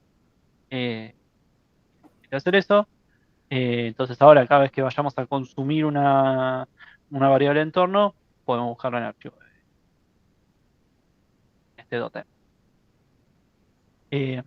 Bueno, algunas diferencias. Bueno, ahora que tenemos una DB posta, cambia el ejemplo, el caso de la DB. Ahora se inicializa posta la DB y demás. Llamado en server, una inicialización más real. Se fijan, en vez de tener, o sea, tiene un valor default, pero en vez de Claro, perdón, import ¿qué corriste ahí? ¿Qué corriste antes? No, me lo perdí. npm install. Ah, install para las dependencias nomás, ¿no? Sí, No claro, sí, sí. corriste. Sí, porque Ok. tenía un mensaje de error en SQLite y era no había instalado la- bueno, sí, para el que no sepa, si usan npm y quieren instalar las dependencias, corran npm install. Se las instala. Y se puede usar un R. No, lo que vos quieras. De hecho, sería conveniente, pero puedes hacer perfectamente las cosas a mano, lo que a vos te sea más cómodo. O sea, para el scope del TP debería ser trivial hacerlo a mano, pero eso como quieran. Bueno, entonces te decía, ahora que estamos usando la variable de entorno, este .env, la inicializan así, y después pueden acceder a process.env, database URL, la variable de entorno que definimos, y va a usar esa variable de entorno. Si no, defaultea esto, ahí depende. En el caso real de ustedes, probablemente no defaulten a nada, o si están defaulteando el puerto, probablemente lo defaulten a 3080, que les haga feliz. Acá, por ejemplo, hacemos lo del puerto. Lo mandé a 3030 porque tenía el 3000 ocupado, pero si no, lo hubiese hecho al 3000. ¿Qué más cambiamos? No, bueno, no mucho más. Lo que hicimos fue definir un Dockerfile. Espera, quizá interesante es ver si cambié. Ahora usas una base de datos. Uh-huh. Es ver el servicio. Porque antes te acordás que. ¿te acordás que le pasabas una instancia de una clase que tenía un mapa adentro? Ahora, ¿qué haces? Sí, igual le pasas qué tipo de instancia estás pasando. La database. Claro. Sí, esto lo Esto. mostré antes. Perdón, me distraje entonces. No pasa nada. Acá, o sea, Pero lo que sí, cambiamos sigue fue siendo hacer un la. constructor. Sí, sigue siendo el mismo database. Capaz estaría bueno para la próxima hacer tener los dos y hacer No, pero digo que cambio. sigues hablando, o sea, tu servicio está Sí, mi hablando servicio sigue igual. directamente contra una implementación, digamos, en vez de Exacto. doblar la interfaz. No es nada, solo digo que quede claro nada más. Sí, sí. No, No, habla contra este database que se le pasa cuando se lo crea y no mucho más. O sea, no hace otra cosa. Acá si lo hubiésemos hecho declarando un tipo database, como hacíamos antes, meter este o meter el otro, la implementación no hubiese cambiado porque los dos respetaban la misma firma. Listo. Sí hay alguna diferencia que fue necesaria porque es asincrónico ahora. Antes era sincrónico. Pero bueno, eso también, de nuevo, si nosotros lo tipamos, nosotros podemos decir que la otra DB, aunque esté en memoria, devolvió una promesa. La promesa es una forma de resolver las cosas sincrónicas en JavaScript. Devolvía algo asincrónico, por más de que de fondo fuese sincrónico, digamos. Lo hacíamos asincrónico, entre comillas, y listo. No cambia nada. ¿Quedó claro?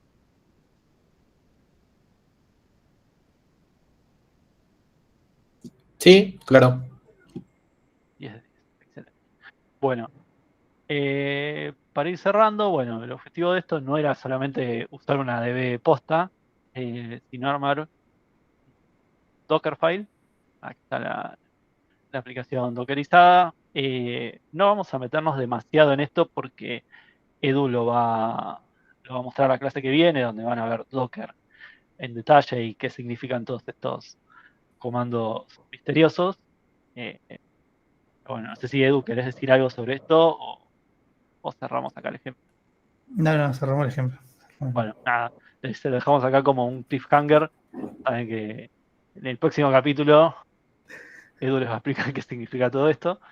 Bueno, nada, seguramente ya alguno laburó con Docker, vio algo. Un ejemplo muy simple donde solamente levantamos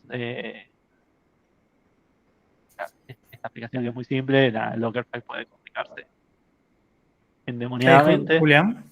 Sí, Julián, adelante. Te hago una consulta. En teoría podría avanzar con la API y resolver el tema de Docker a lo último, ¿no? Ya el lunes que viene ya tenemos una clase de Docker. Pero por eso, no es que tengo que configurar primero Docker y después. No.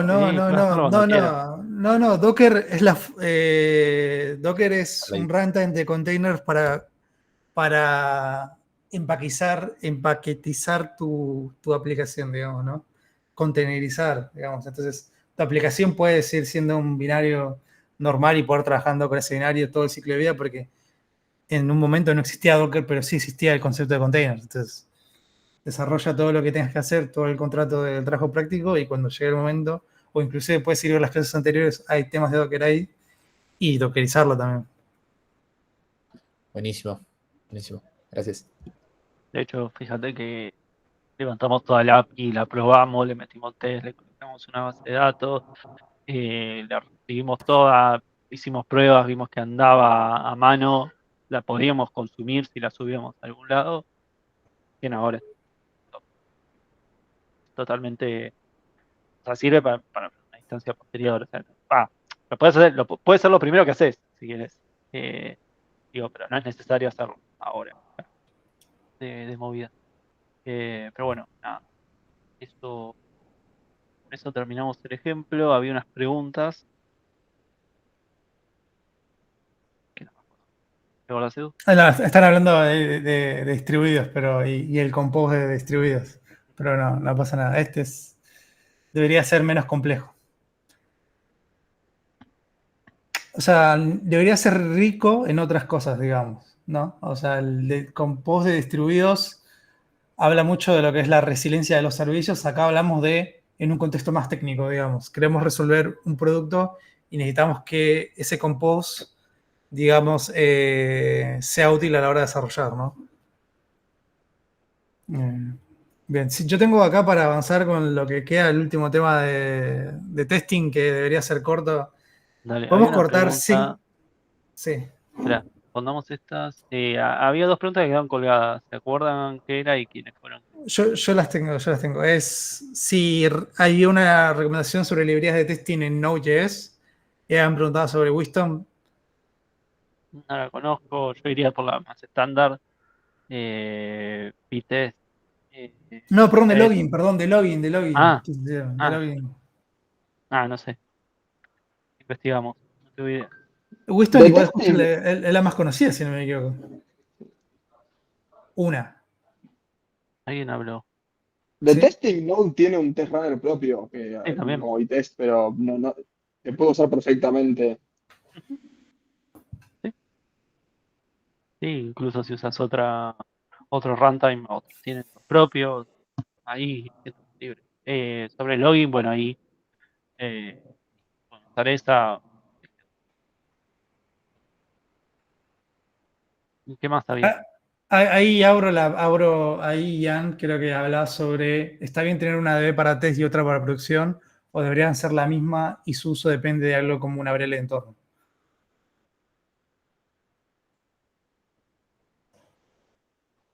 O sea, vos verificarías el comportamiento de tu aplicación con datos, con una base de datos de test y otra base de datos productiva. Y otra para verificar producción, digamos.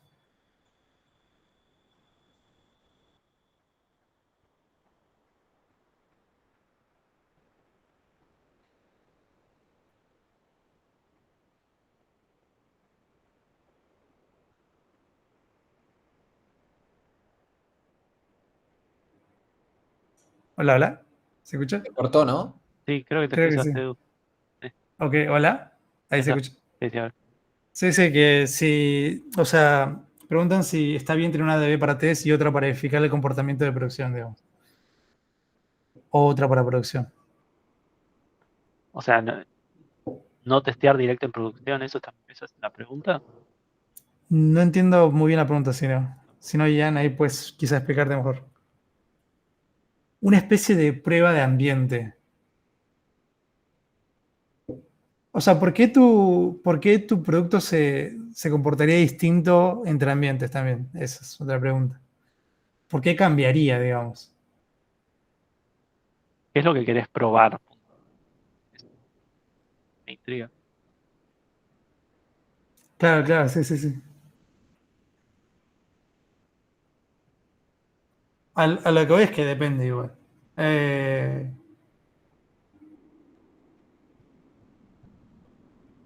no No, sí, siempre, sí, puede ser que no. igual no siempre es el caso también que quieres enlazar con una D vacía, digamos, y borrar cosas. No siempre es tan atómico. No, pero ¿por qué llenarías la de producción con datos de tipo? Primero no utilizarías Sí, la D de eso no, producción claro, nunca en la vida, eso nunca, claro, sí. producción es un ambiente separado, 100% Claro, sí, eso todo sí, momento. eso Producción es sí. producción. O sea, podés tener una. Perdón, yo quizás entendí mal. O sea, yo entendí como que querías tener un ambiente similar a producción, Sí, con la misma DB que usa producción, qué sé yo, donde puede ser. No sé por qué usarías una DB distinta en dev que en producción, pero bueno, poner que puedo entender que quieras probarlo. Eh, Incluso hay tests que pueden tener sentido, qué sé yo, no sé, si te haces una prueba, probar tu aplicación con una prueba de carga y ver cómo responde a escribir 8000 mensajes en la DB de producción, cómo se lo banca, puede ser un caso de uso válido. eh, ¿No? O sea, nunca testé contra producción. Ok, pero entonces si la diferencia entre dev y test puede ser que literalmente dev esté en tu computadora, pero test no. Test puede estar en el servidor, en otro servidor. Sí, no, no, ahí igual hay la topología de entornos, que se le llama así, si tiene sentido un entorno de desarrollo, un entorno de testing, un entorno de staging, entre muchos otros, y claramente producción, es una discusión larga igual. Y que habla de los sistemas en general.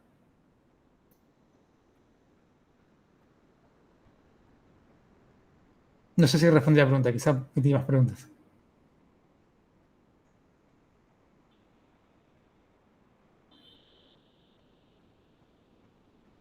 Bien. sí, podés usar un ORM. Sí, se puede usar un ORM, se puede usar tanto un query builder para hacer queries, un ORM, librerías de como creo que de Java que son las Hibernate para tener anotaciones que te le arman repositorios para hablar directamente con una base de datos, puedes hacer directamente plain SQL, cualquier cosa, literal. Modelar es más fácil si usas un ORM, si lo querés ver así también. Es lo que sea más fácil para vos también. No sé si quedó claro la pregunta de las DB. O sea, no sé tampoco si entendimos cuál era la pregunta. eh, y no avanzamos.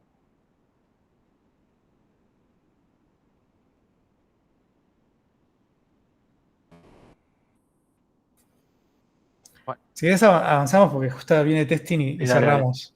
Dale. Dale, cerramos un poco rápido porque esto es más que todo relacionado al TP. Comparto. Me dicen si están viendo mi pantalla. A ver. Ahora debería verse mi pantalla. ¿Se ve? A ver. Perfecto. Bueno, un poco hablar de la pirámide de test. Básicamente se constituye entre... Es un approach para diseñar los tests. Deberíamos tener... La pirámide de test que tenemos en nuestra base de código debería ser rápida, debe ser confiable y mantenible. Claramente muchos más unitarios, después muchos menos de integración y arriba los que son end-to-end, UI test, contract testing, etcétera, digamos. Básicamente. Bueno, hablando un poco de unit testing. Lo más importante de unit testing acá es definir qué es la unidad. Porque siempre lo más complicado de unit testing es definir la unidad. ¿Qué es? Tipo una clase, ¿qué es? Un método dentro de una clase, 2 métodos de una clase, una función. Si queremos verificar que el comportamiento esperado es el que estamos buscando, quizás está bueno moquearlo o hacer un stub, digamos, usar TDD, usar esto de array, como era act, que era arrange, act y assert, etc. ¿Qué más? A ver, integration testing. Esto lo hablaba un poco Rodri. El propósito es verificar cómo se comporta la aplicación, o sea, dentro de los tests, digamos, con sistemas externos. O los mismos servicios también, digamos, ¿no? Testean lo que es... no testean cómo le llega, digamos, cómo le llega al servicio la request, digamos, toda la que es la serialización y la no serialización, ¿no? ¿Y qué más? Bueno, esto hablaban un poco, creo, hablaban de que la pregunta era si necesitamos una base de datos para test y una base de datos para prod. Hay equipos que tienen esa necesidad, entonces lo que se hace es se baja el esquema de la base de datos siempre y cuando esos datos no sean sensibles.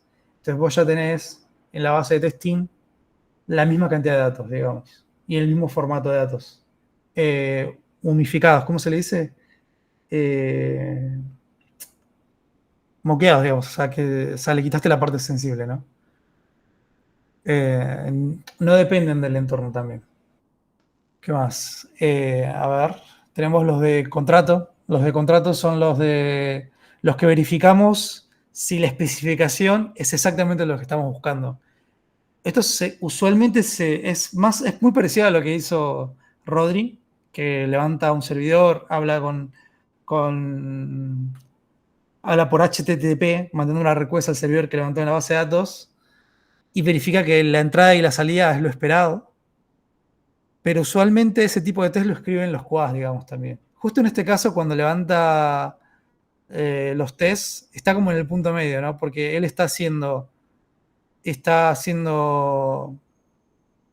un caso de uso donde verifica que su servidor acepta las requests y después ejecuta la lógica y devuelve la respuesta, ¿no? Están muy cerca de los que son los de end-to-end, ¿no? Creo que la principal, o sea, no reemplazan los que son de integración, digamos, porque estos verifican el contrato en sí, ¿no?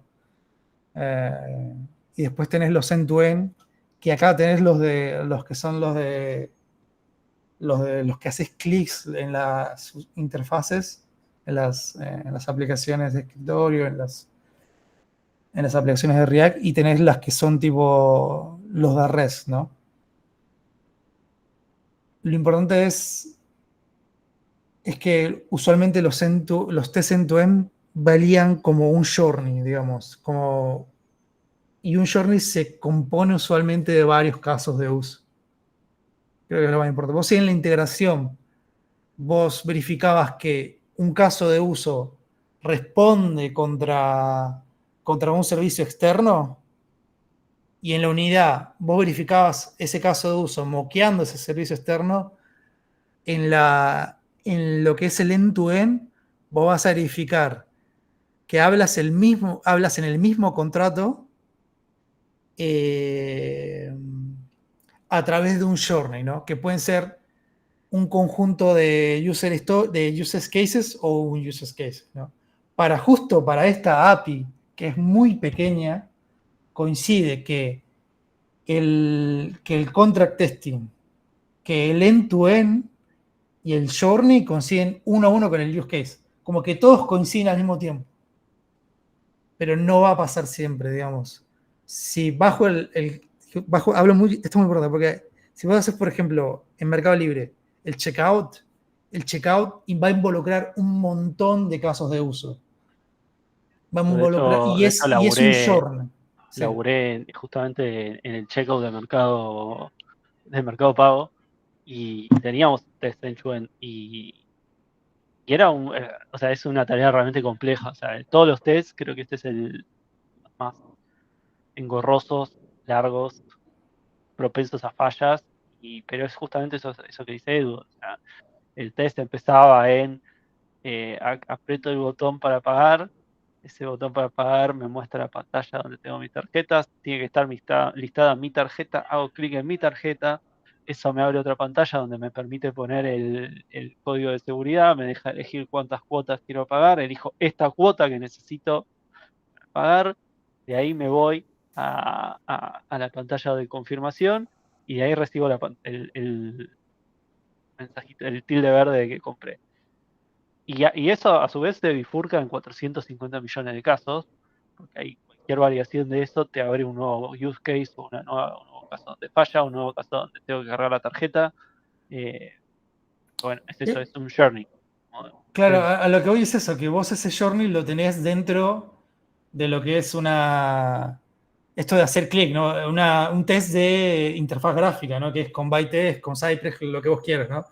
Pero ese journey también puede hablar en el lenguaje del contrato, ¿no? O sea, en HTTP. O sea, puedes levantar dentro de tu backend, hacer todo el checkout, porque al final eso de hacer cierta parte del checkout ocurre en el backend, ¿no? Entonces vos podés, dentro del backend, levantar el servidor como exactamente lo hiciste y pegarle a todos los endpoints que van a ejecutar el journey de checkout, ¿no? Y cada uno de esos endpoints o un conjunto de endpoints va a ejecutar diferentes casos de uso que van a completar el journey de checkout, ¿no? Que es el end-to-end que queremos ver. Tanto que lo podemos hacer desde el backend como desde el frontend, ¿no? Entonces, por eso quiero diferenciar mucho que el UI testing también es un end-to-end, pero también puedes hacerlo en el backend. Y bueno, acá cerrando un poco más, la unidad es los casos de uso donde usualmente moqueamos los servicios externos.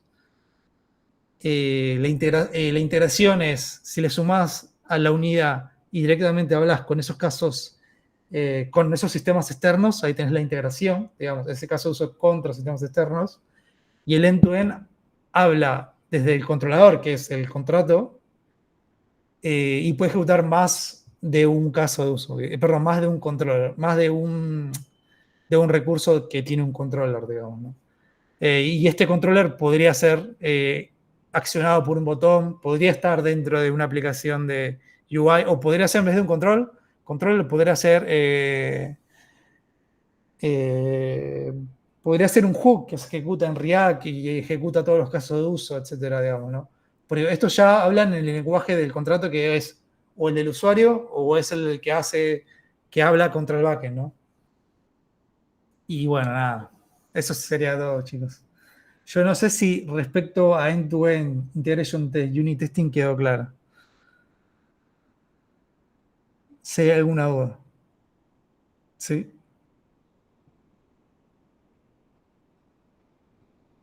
No se te escucha.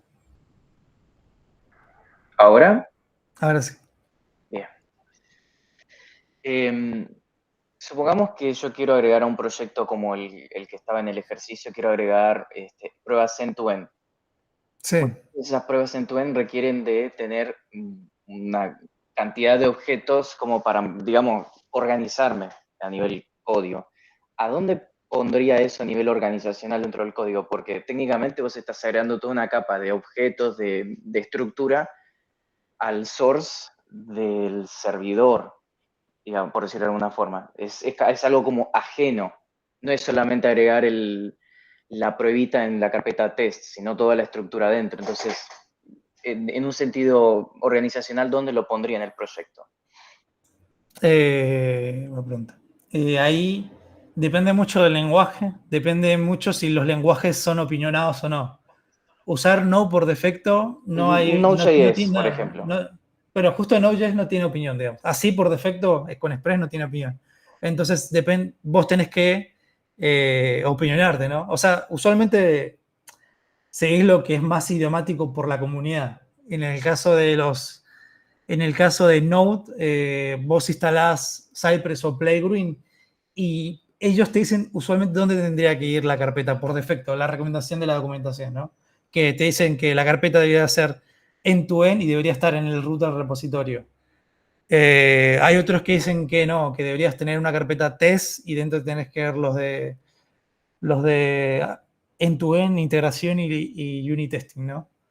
En Java es otro mundo. En Java tenés lo que es usualmente, tenés lo que es el mismo artefacto que tenés en Java, lo tenés duplicado abajo, entonces tenés los mismos módulos y es casi 1 a 1 la correlación, casi, digamos.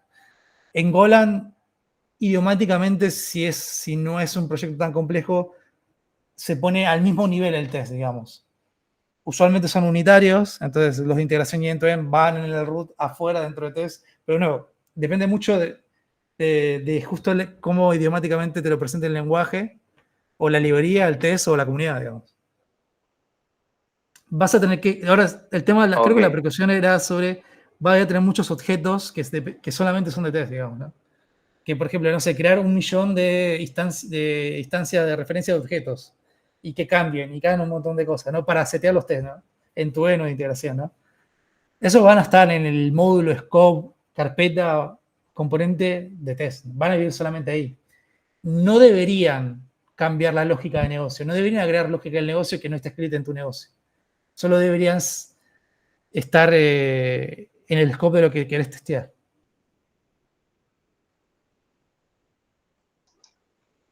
Ok.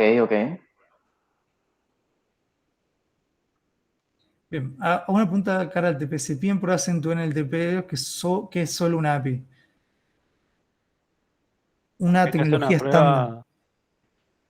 Es lo que yo decía, que justo, al menos en este ejemplo que vimos, el end-to-end, el test de contrato, el test de integración y el test unitario son todos los mismos. O sea, son los mismos porque es muy pequeño justo el ejemplo que dimos ahora mismo. Ahora, los tests end-to-end, un tipo de test end-to-end también es el de UI, pero lo más claro a tener en cuenta de los end-to-end es que hablan a través de un journey, ¿no? Vos podés tener un journey que es justamente un caso de uso, digamos, ¿no? Ahora, para este TP lo que se pide es que vos puedas definir, verificar el comportamiento que te estamos pidiendo, ¿no? Si vos querés verificar que un contract test, digamos, que verifique cada uno de los endpoints responde y a la vez cuando le pegás a esos endpoints ejecuta lógica de negocio, es suficiente, digamos.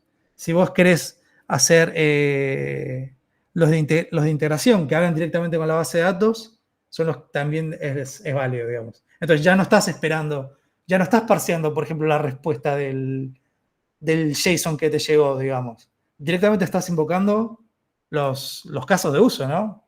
Desde la integración, o sea, esto ya estaba hablando con la base de datos. Y bueno, tecnologías dependerá igual del lenguaje exacto que estés utilizando. Ahí puedes tomar cualquier decisión. Sí, acá un poco, digamos, para lo que es el scope del TP0, cualquier librería te va a servir. A TypeScript, a Vitest y te va a andar, pero cualquier cosa, literalmente cualquier cosa, porque bueno, como bien dice Edu, acá el journey que vos tenés es crear un ítem, en el caso de nuestro ejemplo. En el caso del ejemplo de ustedes, es crear una canción. Si querés, por ejemplo, hacer un ejemplo más de test end-to-end para poder agregar una canción a la playlist, vas a tener que hacer primero el primer test, la primera parte del test va a tener que crear la playlist, vas a tener que hacer la creación de la canción y después mandar. Por ejemplo, un journey podría ser, o bueno, un caso, es que son muy pequeños, pero podría ser cuando el usuario intenta agregar creo que habían hablado, una playlist repetitiva, debería no mostrarse fallar o debería devolverse la misma playlist ordenada con las que ya existen sin agregarla, digamos. Entonces, eso puede ser que ejecute varios casos de uso, ¿no? Y está escrito en el lenguaje de una user story, digamos, ¿no? ¿Sí? ¿Se me escucha bien ahí? Estoy desde Sí, la calle, sí. disculpen. Sí, no pasa nada. No, quería preguntar porque yo estoy haciendo la API en Go, ¿no? Hay una diferencia grande en cuanto a la facilidad de testear, de directamente pegarle al servicio internamente, ¿no? De llamar a la función y fijarse que haga las cosas bien, a levantar el servicio y pegarle realmente para hacer una prueba end-to-end. Como que me cuesta encontrar una forma, porque nunca lo hice, ¿no? Correcta o sencilla de hacerlo. Por eso era más un estilo de recomendación hacia la pregunta. Mirá, se suele usar esto otro. Para saber, igual sé que cambia mucho entre tecnología y tecnología, no es más solo en Go que en TypeScript, como decíamos recién. Pero bueno, iba más orientado de ese lado, como la diferencia entre hacer la prueba interna y externa, básicamente. Claro. Sí, fíjate que acá era más sencillo levantar el servidor y pegarle con una librería, hacer una request dentro del test, digamos. Sí, al final terminé haciendo eso. Levanto el Docker Compose y le pego directamente. Desde adentro de Go hago una llamada y le pego y me fijo que me vuelva como tiene que volver. Pero bueno, funcionó, es lo importante. Igual podrías hacer también integración. Digamos, pedimos tanto end-to-end como integración. Entonces no tienes que parsear lo que te vuelve el control, no tendrías que pegarle directamente al contrato HTTP-REST, digamos. Pero digamos, ambas son suficientes, a eso voy. Si querés, bueno, cortamos acá y abrimos preguntas y dejamos de grabar. Yo dejo de presentar. Gracias por la respuesta. Detengo la grabación.